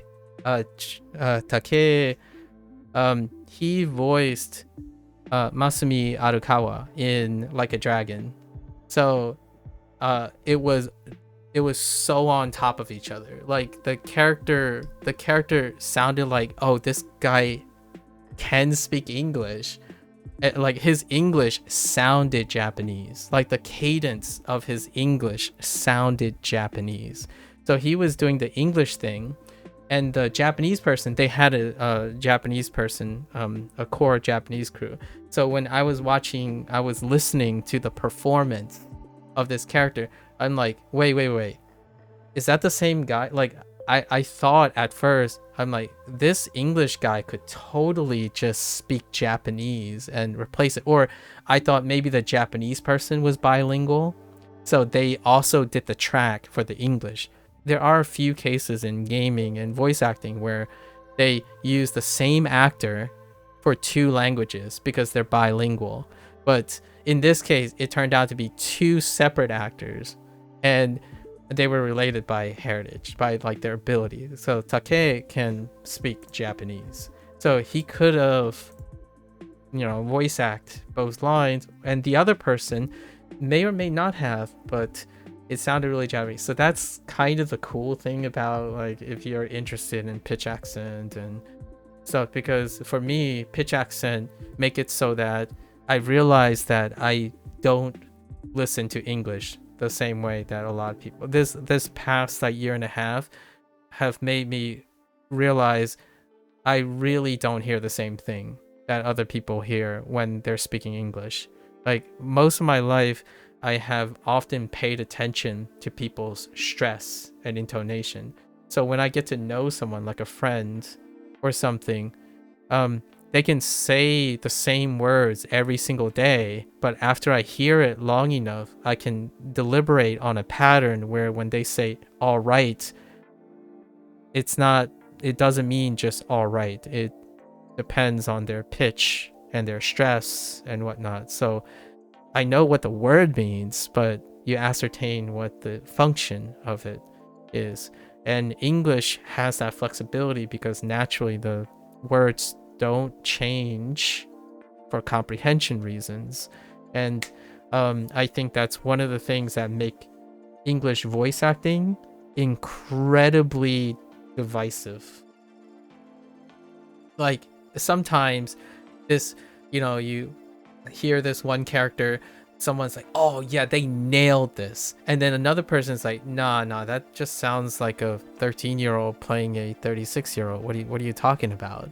So but in Japanese, it might change in the future, but for now, the only thing you get a lot of times is the vocal qualities of the character, but the way they like pitch up and pitch down and like raise their volume and decrease their volume when they're emoting, it's incredibly consistent. So a person could when they sound serious, they sound serious. So when Japanese is serious, when Japanese is lighthearted. It's so consistent. In English, sometimes you're listening to this person, wait, is this guy trying to be serious? Why does it feel like this person is just coming off as apathetic? And that to me is because English is inconsistent. There aren't any rules. Yeah, you think a lot of the big actors just have uniquely cool voices, exactly, more than they're necessarily acting. Yeah, so if their voices are incredibly recognizable, then those Japanese actors become viral. If it sounds like the consistent Japanese thing, then it's very hard to discern them. So oftentimes for like people outside of Japanese, like who are learning Japanese and or watching anime, it's the people with very unique vocal qualities that end up becoming viral. Like that particular guy that has such a dark, like dad voice that does like pretty much all the edgy cool characters in anime. That's because it's so recognizable. And yet if you look at the person's performance and you have like a line of 14 male performances, their pitch accent and their emoting are very similar, but it's the vocal tenor of their voice.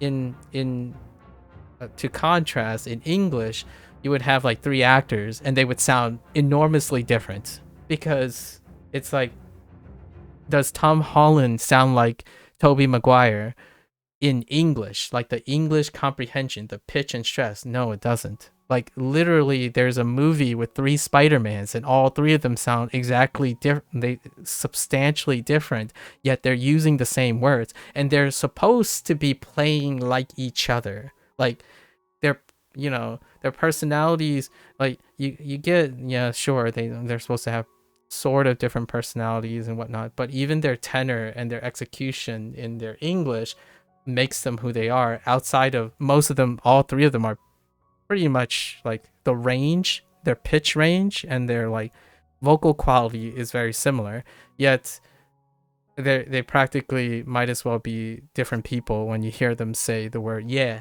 or necessary, or oh, that's, even though they're trying to play Peter Parker. So that's kind of like the coolest thing about learning Japanese recently. Not that I'm quote unquote pitching a bid for trying to appreciate pitch accent. I like to I think my interest in pitch accent stems from English, and I like bringing them all together. So it's kind of like explaining tonality using Japanese or tonality using English. I've been looking at this stuff most of the time, and that's the most exciting part, like getting people excited to learn another language. So being able to frame things in a different language is my favorite like pastime. I'm like, oh yeah, this is so interesting, so this is related to, I didn't even realize that. That's funny. And mnemonics kind of play into that. Like when you think of mnemonics, a lot of times they're very overly complicated, but they're not overly complicated to the person who sees the relationship. So how do you bring that into something much more interesting, right? And that's pretty much how I like to go about it. So like, instead of thinking about Chinese as 5 tones, just say bruh in many different ways. That will resonate with probably like 80% of youth today who would want to learn, who may be interested in learning a tonal language. Just use bruh. Bruh will work. Like it takes 5 minutes. You sit down on a stream, like, I don't know, who's rage today? It's like what is his name? Kai Snot, or that person, sit down for like 10 minutes and he would have said bruh in like 6 different tones. Not even the standard 5 tones in Mandarin. He would have said bruh in more than 8 tones. Like he even have ones that are specific to Spanish. And what I mean by Spanish is like the rolling R. That's a tone. Like bruh is a different tone. Like that's not something that Chinese do. Like you don't go, bruh, like that. You don't do that. so I would qualify that as a separate tone when you're trying to pronounce it that way. Like I don't think my parents have ever rolled their R's ever, even accidentally. I don't even think they were able to do that. So that's kind of how I go about it. You get excited, you smile about it, and that's cool. Yeah, cool. I like voice acting. I think learning most of these languages is because I want to play more video games, listen and read more. So most of that stuff deals with listening a lot of times for me. So I love being able to kind of explain things that I didn't used to notice. And one of the things that's really funny is the whole Japanese thing.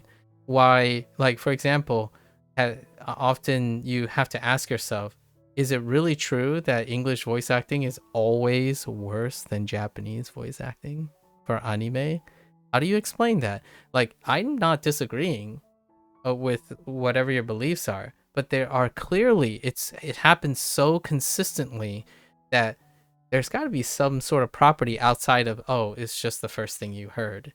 Like, so nowadays it's like after learning quite a lot of Japanese and listening to quite a lot of Japanese, like, oh, intriguing.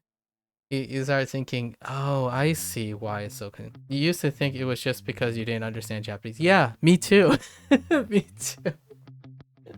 Like, because you can't possibly know anything beyond that, right? Like, you can't fill in the gaps. Like, is it? You can't challenge or test whether that's true or not because it supersedes everything. But now I'm listening to Japanese, like, oh, okay, man, they're so sharp. Like, it's so consistent. Japanese speakers are so consistent, and that's a great thing or a bad thing. It's up to you, right? If you grew up in the United States, for example, like for me, if you're like me who grew up in the United States, it's very common to hear people sound different. Like, even trying to say the same thing, they are constantly sounding different. They're very, quote unquote, dare I say, pitchy. English is inherently pitchy. Japanese, when you hear the word pitchy, you're hearing I did it wrong. In English, you're like, oh, that's a quirk, very personable way of saying that. Like, you could put the stress on the wrong syllable, but that's like saying an entirely different a word, like out of the stratosphere in Japanese. If you put the emphasis in the wrong thing, it could be gone. So my thought was, oh yeah, this is cool, having a language that even the nuances of pitch, one property of pitch can be, oh, and here's another one, cadence. Like, cadence, the Japanese have to artificially extend mora in order to emote. In English, oh, do you know what syllable comes from? It comes from an old movie. It had it's an airplane scene. So they were on an airplane, and it's Michael Myers. Michael Myers were doing a bit, and he said something like putting the emphasis on the wrong syllable. So that's like one of the old boomer things. I forgot what the movie is called. Hold up. Emphasis on the wrong syllable. Quote. It is a scene from View from the Top. It was a when did this movie come out? It's an old movie. But yeah, the quote was putting emphasis on the wrong syllable, which is what is a very common way to demonstrate how English, even though you can put the emphasis on the wrong syllable, it's still comprehensible, which is one of the unique qualities of English that I don't think should ever be attempted in Japanese. So, what you call it in Japanese though, that's another thing is mora doesn't change, right? Stress accent in English changes the beat as well, the mora, the volume, and the pitch at the same time. So you're willy-nilly saying like, I got this feeling right now. But if you say I got this biru right now instead of I'm going to this biru right now, then you have a problem in Japanese. However, when Japanese do it, it's during emoting. So whenever you hear it, it's very strategic. It's very intent. So when there's a like a or ore, like it's deliberately in a very specific strategic place. In English, it's everywhere. So it doesn't feel as meaningful unless you go even further. And syllable is definitely one of them. Like if you do syllable or what, whip, or something that is literally changing the phonetics of the English word, then you might get something quippy. But in Japanese, they have a very strategic, strict, disciplined, like reproducible way that you hear it all the time. So if you really like it, like baka, like the word isn't baka, it's baka, right? But their emphasis is on very specific places, so, and very specific words. So you get this like really consistent feel, like, oh, I know this part, right? Yeah. And then like what is it? Ah, so desu ka. Like, so it's when they're elongating, their mora is on very specific phrases. In English, it can be anywhere.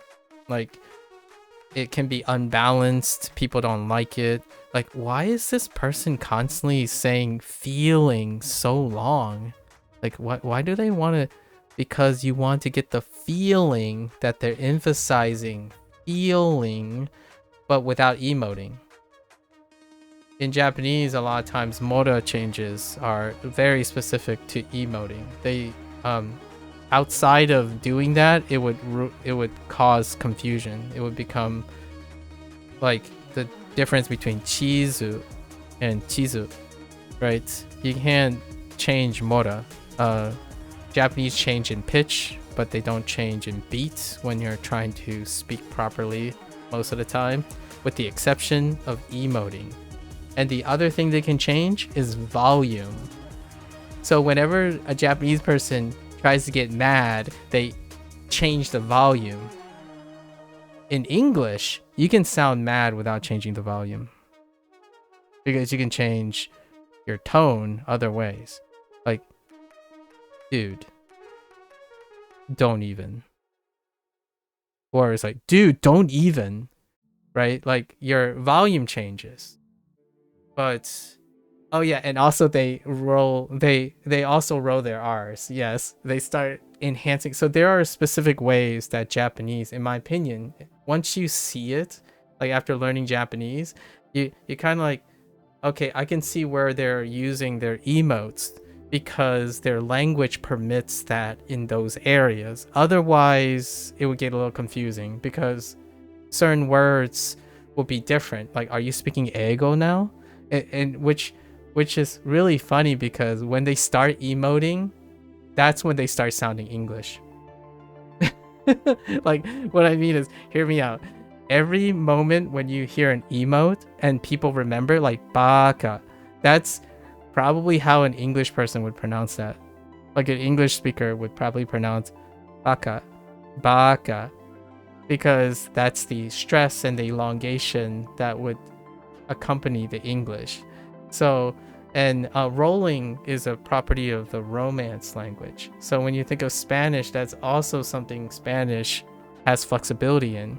You can roll your R's very long, like perro. You can go perro, right? Perro.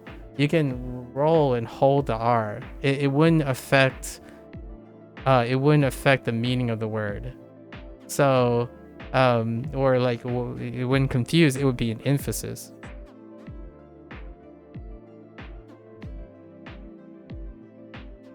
Stop it.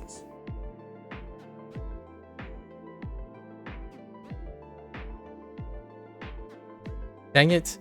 Heckin' Gemini, my Gemini activates every once in a while on my phone, and it literally said the same thing I said about emphasizing. It's interesting that you can emphasize the roles and stuff. You love to stay around, but you gotta get to bed. Yeah, take care. Take care. This was great. I loved. You should come. Hear me out. You're gonna go to bed. You're gonna have a day. You're gonna stream. I would love to hear you, like, share like one of your idiosyncrasies on your learning Japanese, and like point out something. I would love to hear the things that you have noticed over the years in Japanese, because this is what I love about learning language. So I feel like this is a mutual kind of exchange. So anyways, I won't hold you up. Oyasumi nasai, Stefan. I say oyasumi nasai like some sultry thing. I don't know why I do that intentionally, but yeah. Good night. Good night. All right, take care. Thanks for stopping by again. It's a great boost. Yeah, good luck with everything and good luck with your studies and whatnot. All right. Oops. Sake suki. What? Oh, sake zuki. What? Stop. Sake zuki. 酒好き Okay. Drinker.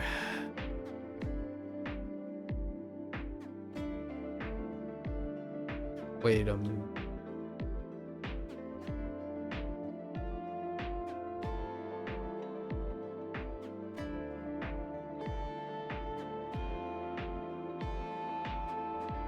Oh, 神風 kamikaze.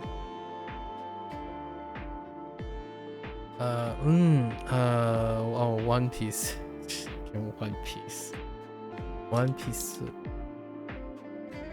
That's a good example.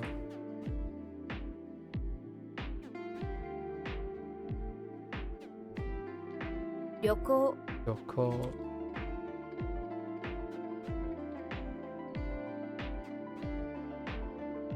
Ne?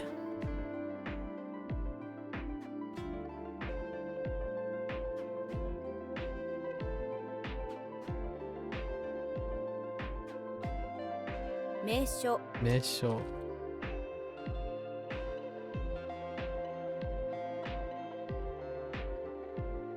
Zenshin.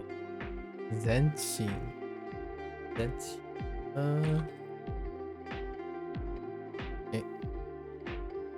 初めて初めて。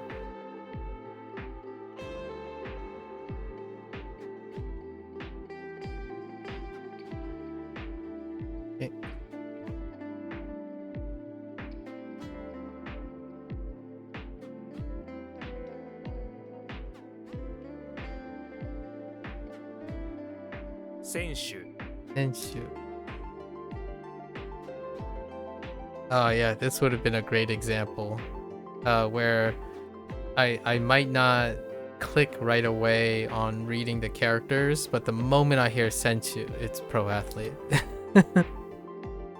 Whatever reason, and it just sits. Too many sports anime, probably too much sports anime.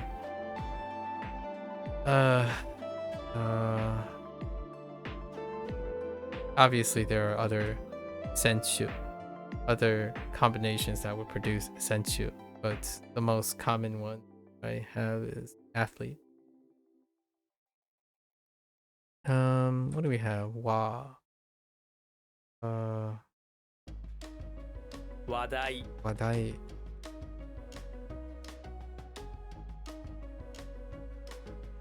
問題 問題 this is a ride. つく Good.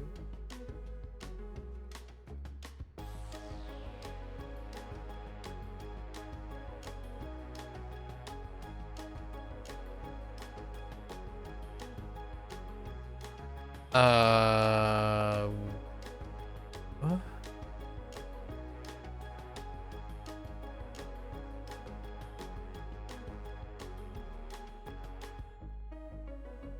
Oh no. I'm not supposed to. Oh, 救命 Yume. Okay.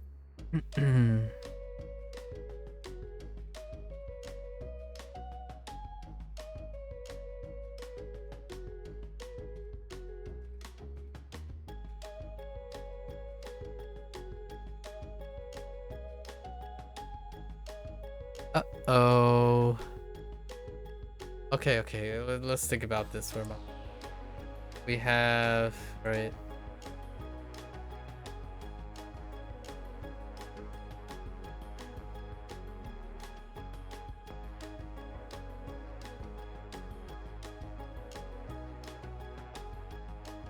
I need a word.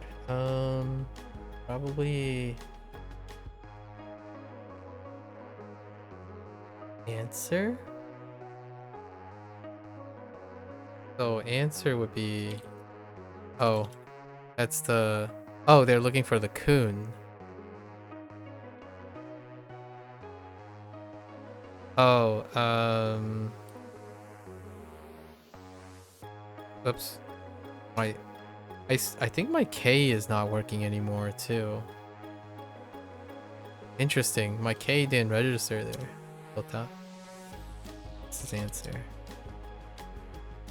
電車 Densha.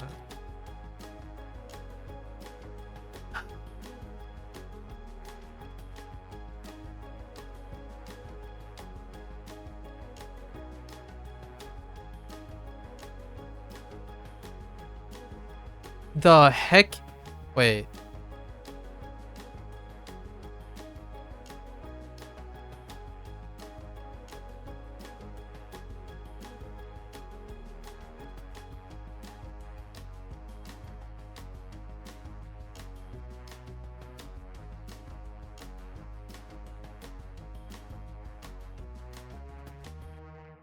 What am I feeling? Something with soul and blue. Oh, if I'm feeling soul and blue, you're... Wait. No! Oh, that's another one. So this is from yesterday. Feeling. How do I... Is it...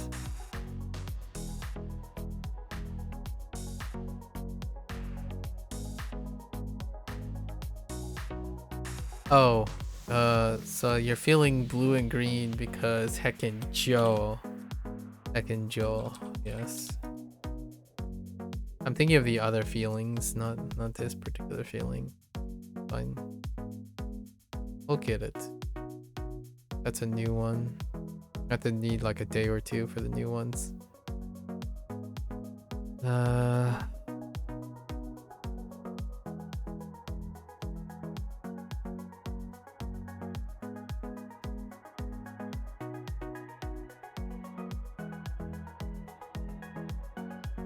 Jogen. Go again.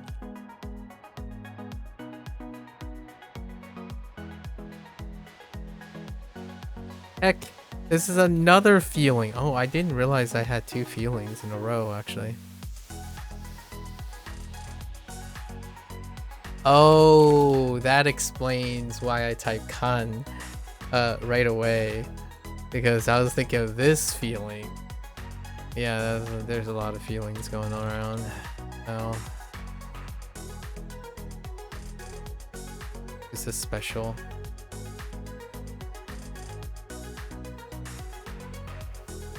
I feel like this might be special. Or maybe not. Oh, this is special. How is this special?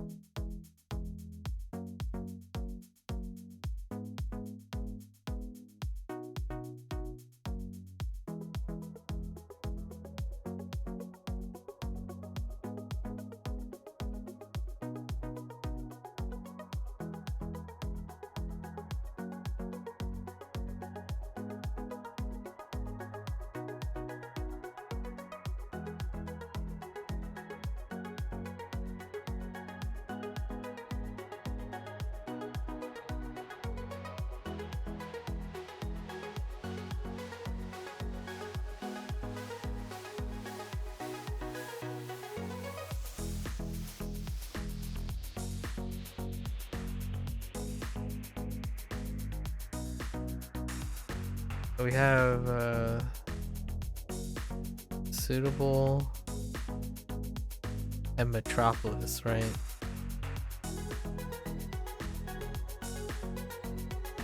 Suitable metropolis. This is still relatively new. Suitable metropolis.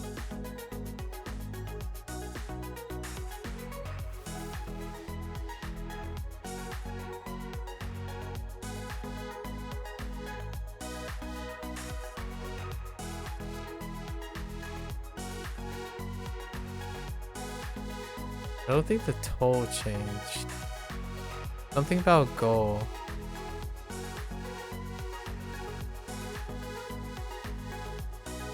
I think.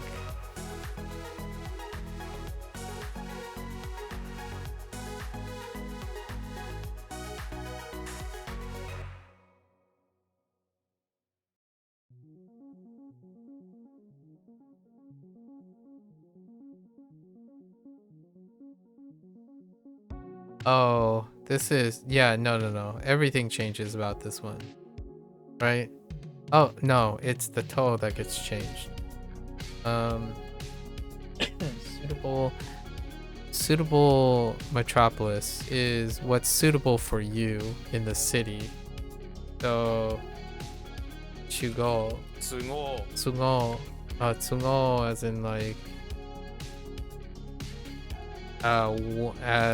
as like one's convenience. Yeah, something like that. That one's new. It's fine. I'll need another couple days on that one. And then promptly forget it 2 months later. Because it's a special one. I guess we'll see. 暗記 Anki. This is...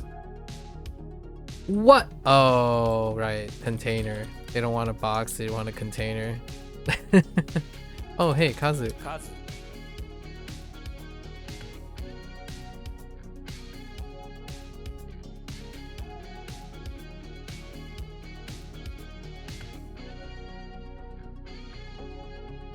数 料金 Yoki.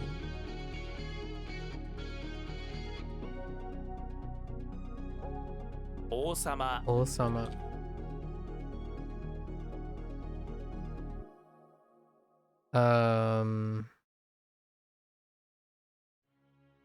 That's it. Hot or fever? Oh no, not hot or fever. What? Wait, what else do they want other than hot? Heat? Okay, that's fair. That's fair. That's fair. 話す Anasu. I sounded really disgusted, but Yaku. it's not really. Daku. Yaku. Uh,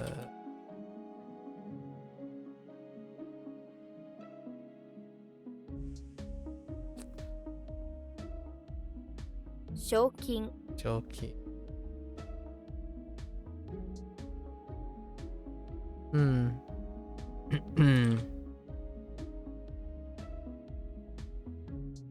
出社 Shusha.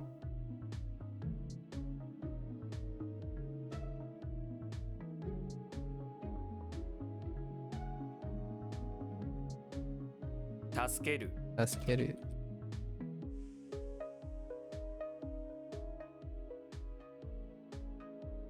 Shi.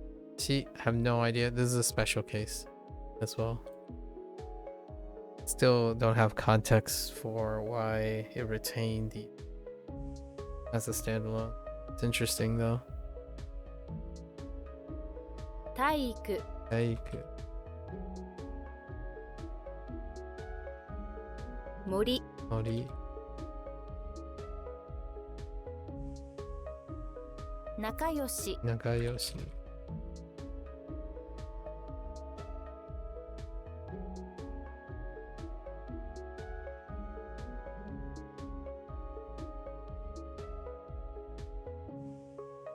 住む Sumu.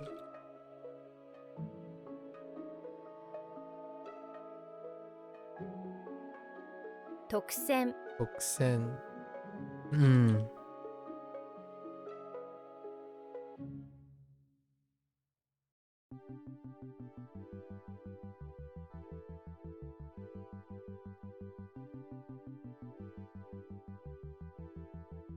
神様 Kami-sama. Oops. Ah! Ah! 大会 Aikai. I keep typing the wrong thing.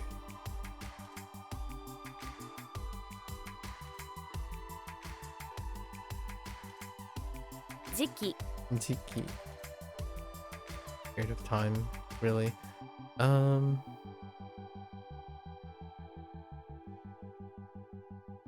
Wait. Oh.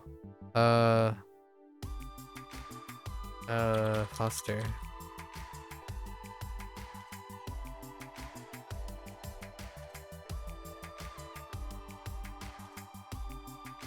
植物 Shokubutsu. Ooh.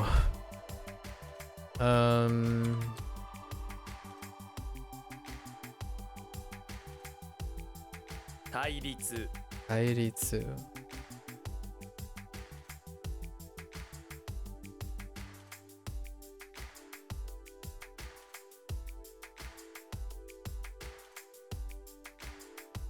Okay.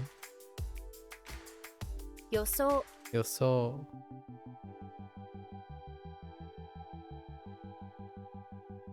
Oh, right. We have lessons today. Oh, before I do that, I really have to go to the bathroom. I'll be right back.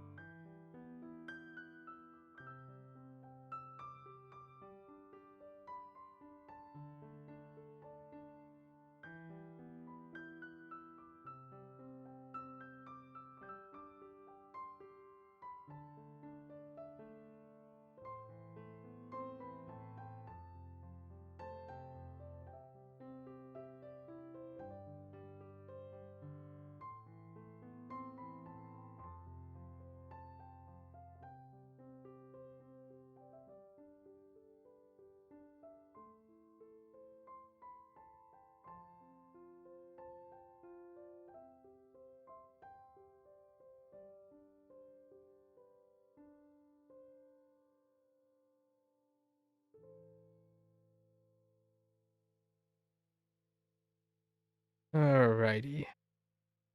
Lessons. 映画館. Yep. 映画館映画館 Moving right along. Lounge. Or lodge. Ooh, lodge, not lounge. Lodge. Okay, I see what they're going for on that, I guess. That's kind of funny because this is part of Shku, right? The roof under which the leader can house 100 of his people is at the local lodge. Yeah. Yep. Shku. Shook. The lodge shook as the 100 shook. Interesting. As 100. I'm using. Oh, that's kind of weird. Shkudai does not follow this, so the lodge is probably Shkudai. Yeah. Shkudai. The lodge topic is homework. I don't know about that. And Shinjuku, yeah. Juku. Juku. It's the other. Rendaku. Right. Shinjuku. And is this still Shuku? No, of course it's not. Yado. Yado? No, Yado. Yado sounds better, I think. Shikudai. Lodge. Oh boy. Okay. I think we're more thinking I need. And as the 100 people came tumbling in through the door, and it shook, but it didn't fall over. The roof stayed okay. All right, I got you. Admission fees. Oh, here it is. Is this it? No, it's not. It's a different one. I'm still looking for 入館料 yeah, this is Nyukanyo.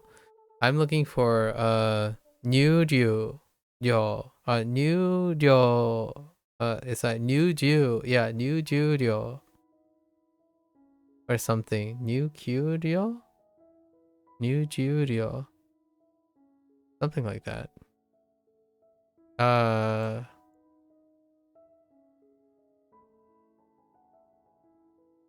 Wait, what was in the middle that got replaced? It's something like building. What was Jew?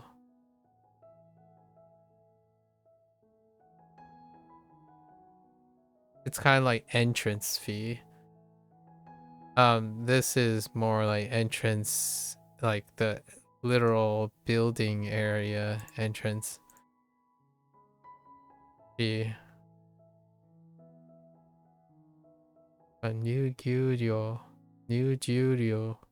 No, new Ryugyu.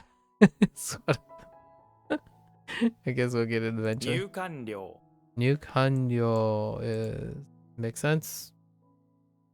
You enter the building fee, admissions fee. Yeah, not too much, not too much there.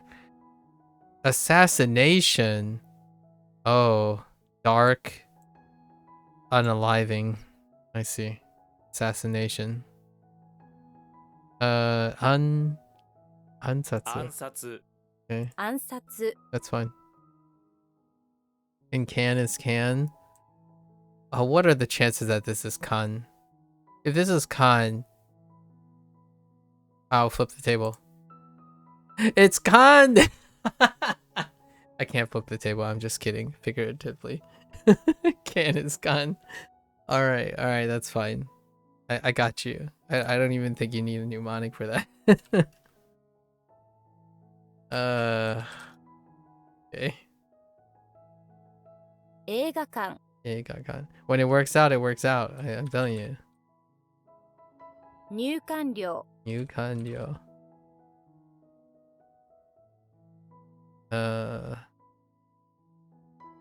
Whoops. That's not how you write shiku. Shiku, what is this? Okay.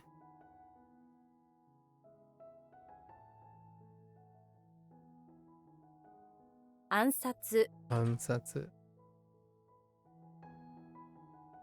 Bridge. It's Hashi. We're moving along here. Oh, interesting. We don't have a kun, right? No kun.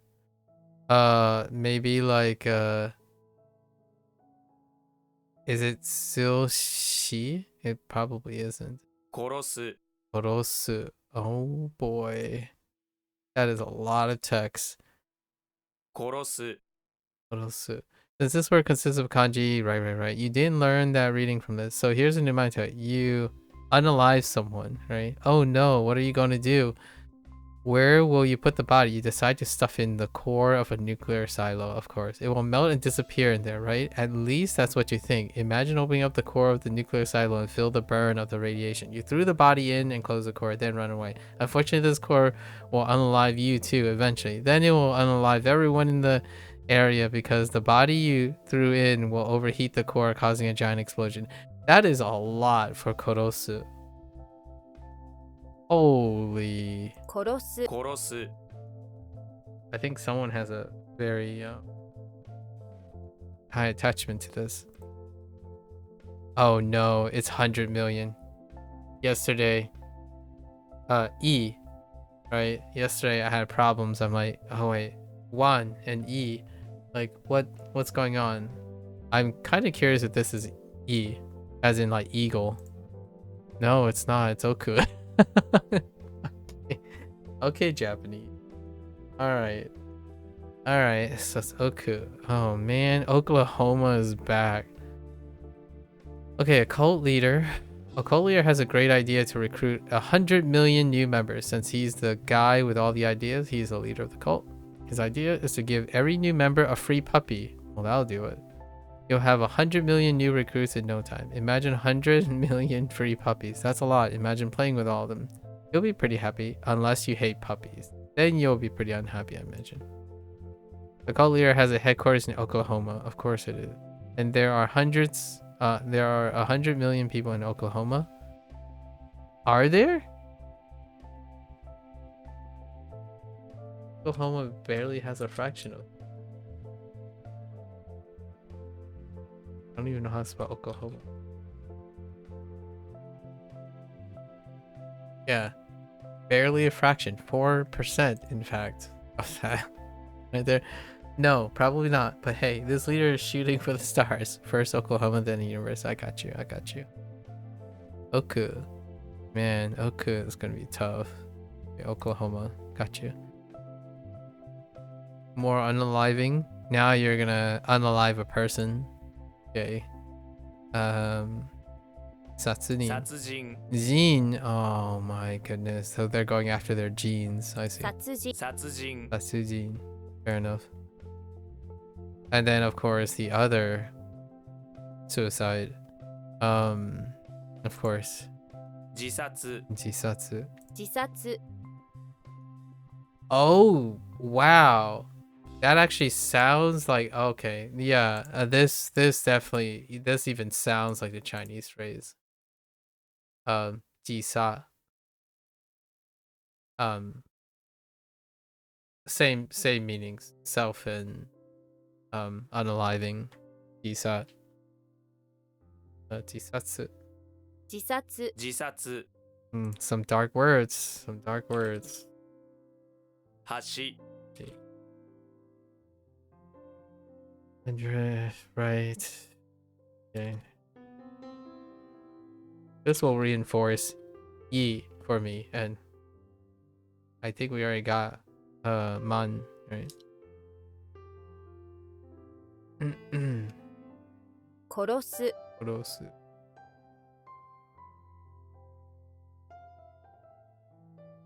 Satsujin.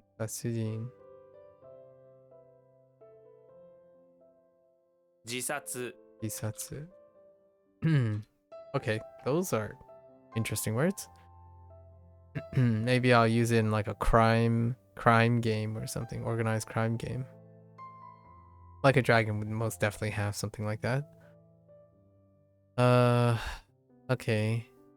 Minasan or Minasan. Wait. Minasan. Just Minasan. Just kidding. Minasan. Okay, we're fine. Midori. We're moving along. Wheel. What the heck?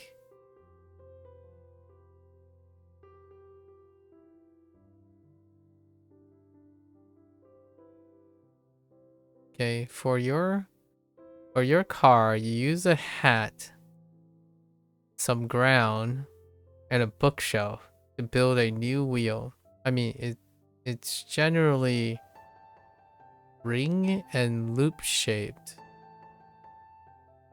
Ring and loop shape just needs to be a circle, so it should work, right? To build a new wheel, some ground, a hat, and a car. For your car, use a hat, some ground, and a bookshelf. Build a new wheel. I mean, it's generally ring and loop shaped. Imagine that the wheel is just made of a hat, some ground, presumably to keep it all together, and a bookshelf. Oh boy.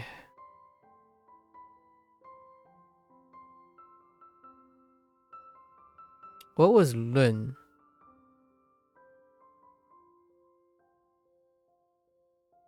That's not Lun, right? No, that's not Lun. Okay. Closest thing I have is Lun. Oh. Probably closest thing I have is Lun.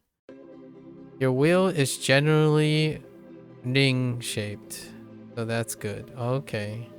Ring. This one's gonna be trouble. I can see you being trouble. Midori-iro. Midori-iro is 緑 one. 色 緑色 Uh, Mercury? Oh, that Mercury. Yeah. Maybe a Suikin? 水銀 水銀 Alright, we're fine.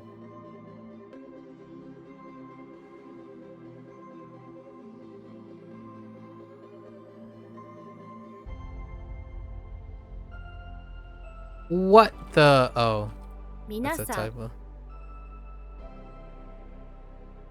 緑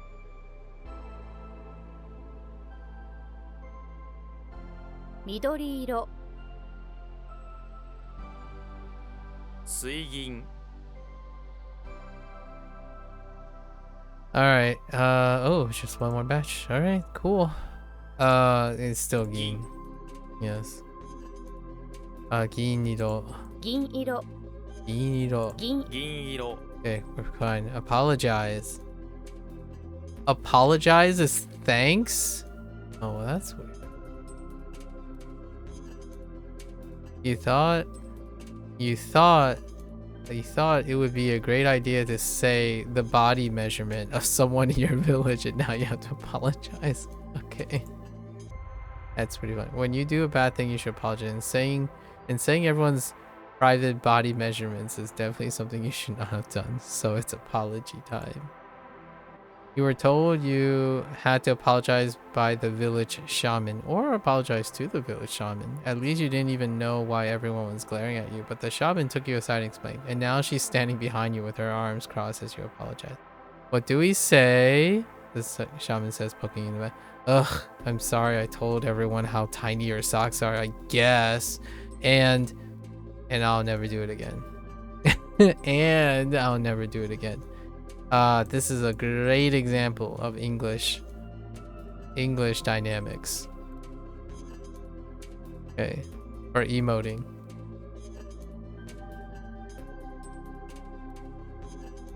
What? 感谢 Ansha. 感谢 is thanks, yeah. So, I'm gonna say this is both thanks and apology. I disagree with sticking with this. This is one of those special ones where it's involved in thanks and apology. Yeah. Despite them doing this. Probably off apologies.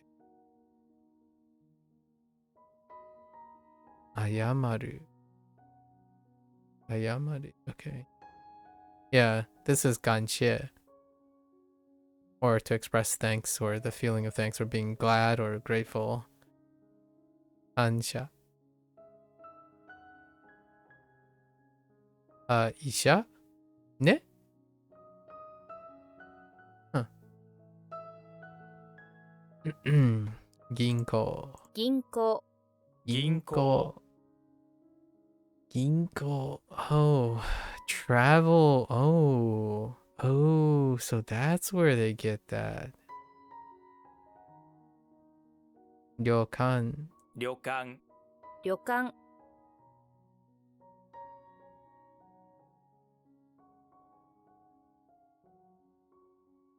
Oh, is there a hotel in here? Japanese style hotel. Okay, and ryokan. Yeah. 旅 Okay. 館 I'm like, is hotel a Japanese style hotel available?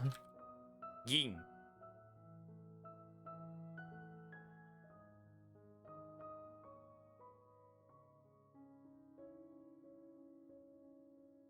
銀色 Whoops. 銀行 Ginko.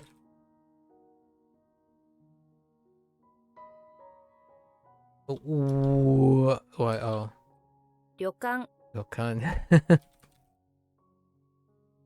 Alright. Alright, we're good.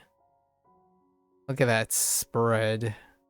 It's gonna collapse together. It's all good. So we're on a time frame now. 4 more days before our next level up. Right. We have a few today. Yeah, 3. Let's do harmonics first. Can, shrimp, idea, womb, circle, east, bookshelf, goods, original, soul, body, fruits, 100, creeper, and good. Shook.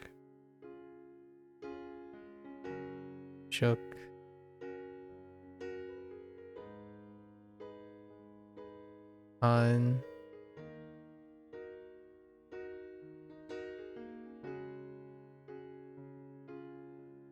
Rental. Kan.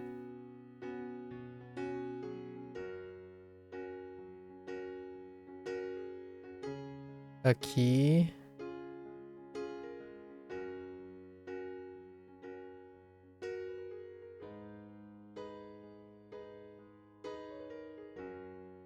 Oklahoma.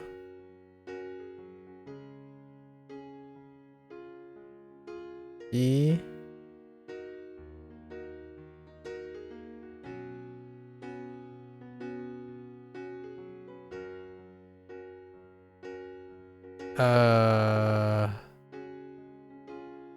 Nets.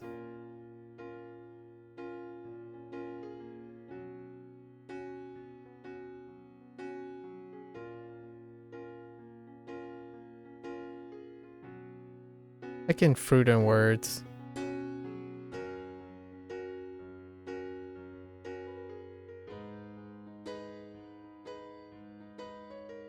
Car.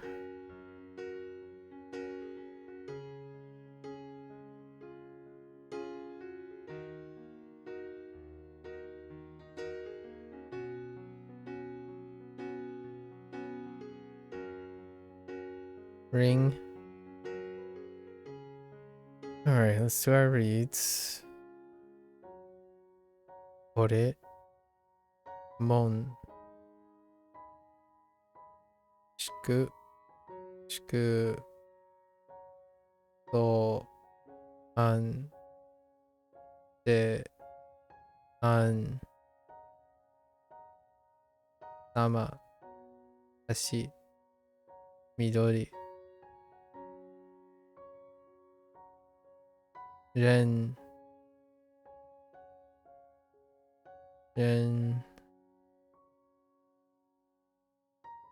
Shi.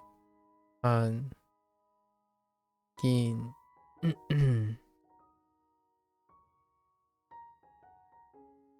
Dai. An. Eki.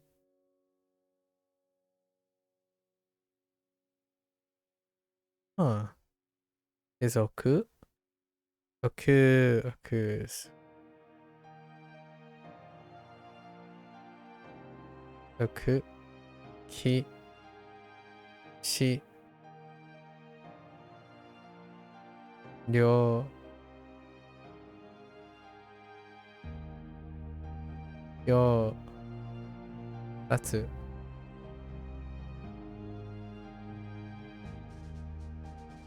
Zen.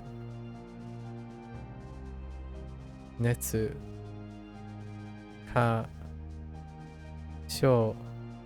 Rin. Zen. Agami. Yo.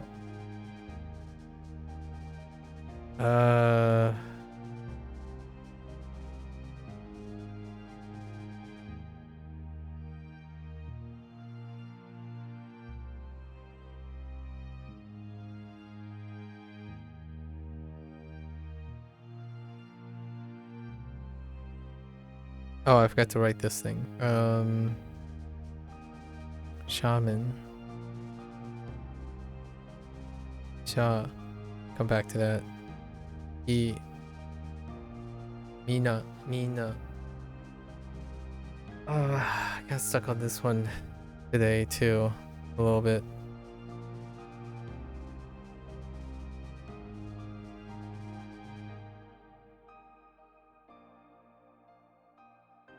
Oh, Joe.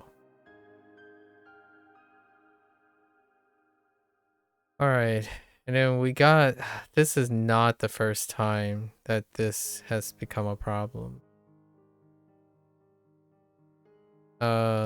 And I think it's gonna stay a problem. That's fine. Just keep reinforcing as we go. This is the first time I've used a new mnemonic. Can I attach this to anything? No, this is exception to everything. Yeah, we already looked at it. Another place. Also, it's pretty common in media though. But I don't usually, I don't watch things written too often. I listen, so this one is gonna be probably see it again.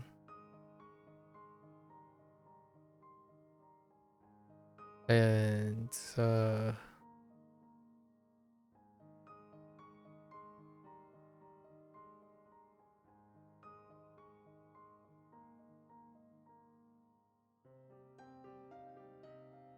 how did this mess up?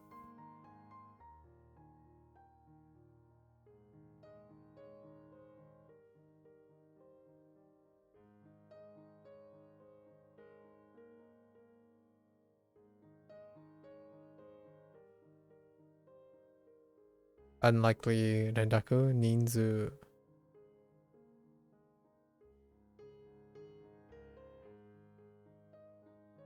Number of people. This one's okay. Oh no. Oh yeah. This is fine. We got a little stuck. Do we have? No. This is like a very, like, we could use anything with Su. There's tons of Su. And Neen and Jean are 50-50s. You have to come with this. This is the number of Nintendos. Everyone has a Nintendo, right? So the number of people are equal to the number of Nintendos. That's probably how would I go about that.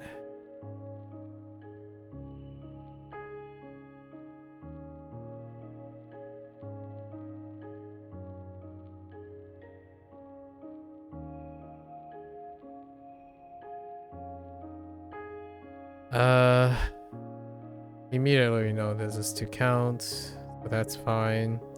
And then the only way to go, in my opinion, to go about this is we think of this as a standalone, which is for number.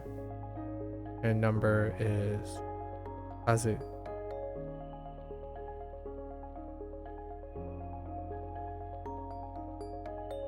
And then you have to reflexively change it. So maybe I can use e.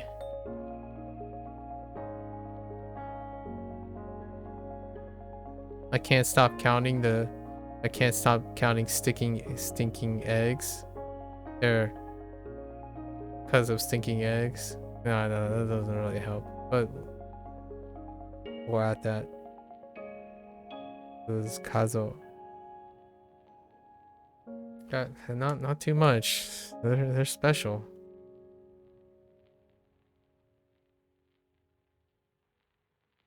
Alright folks.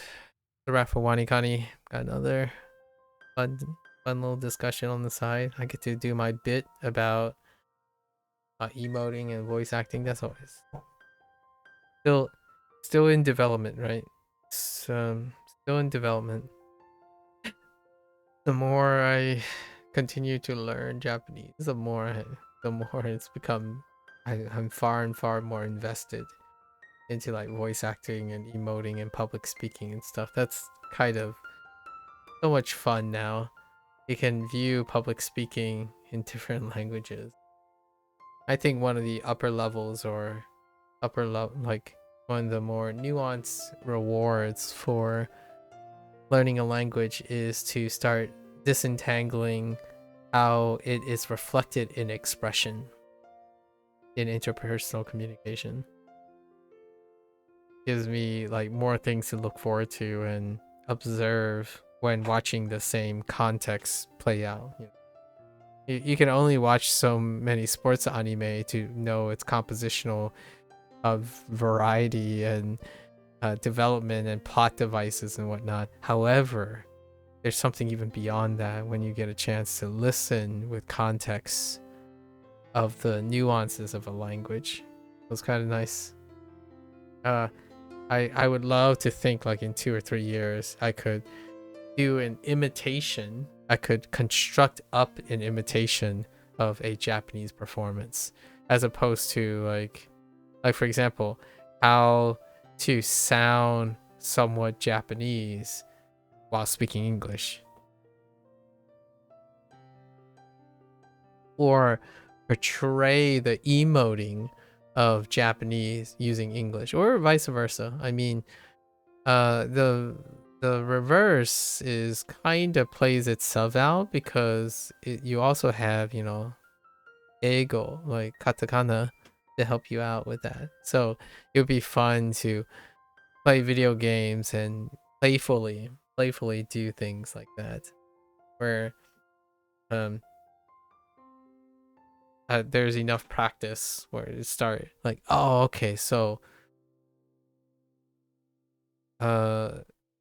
you can speak English with like a Japanese emoting pattern, but without actually speaking Japanese. That's kind of a fun little thing that I want to do or be able to do in the future.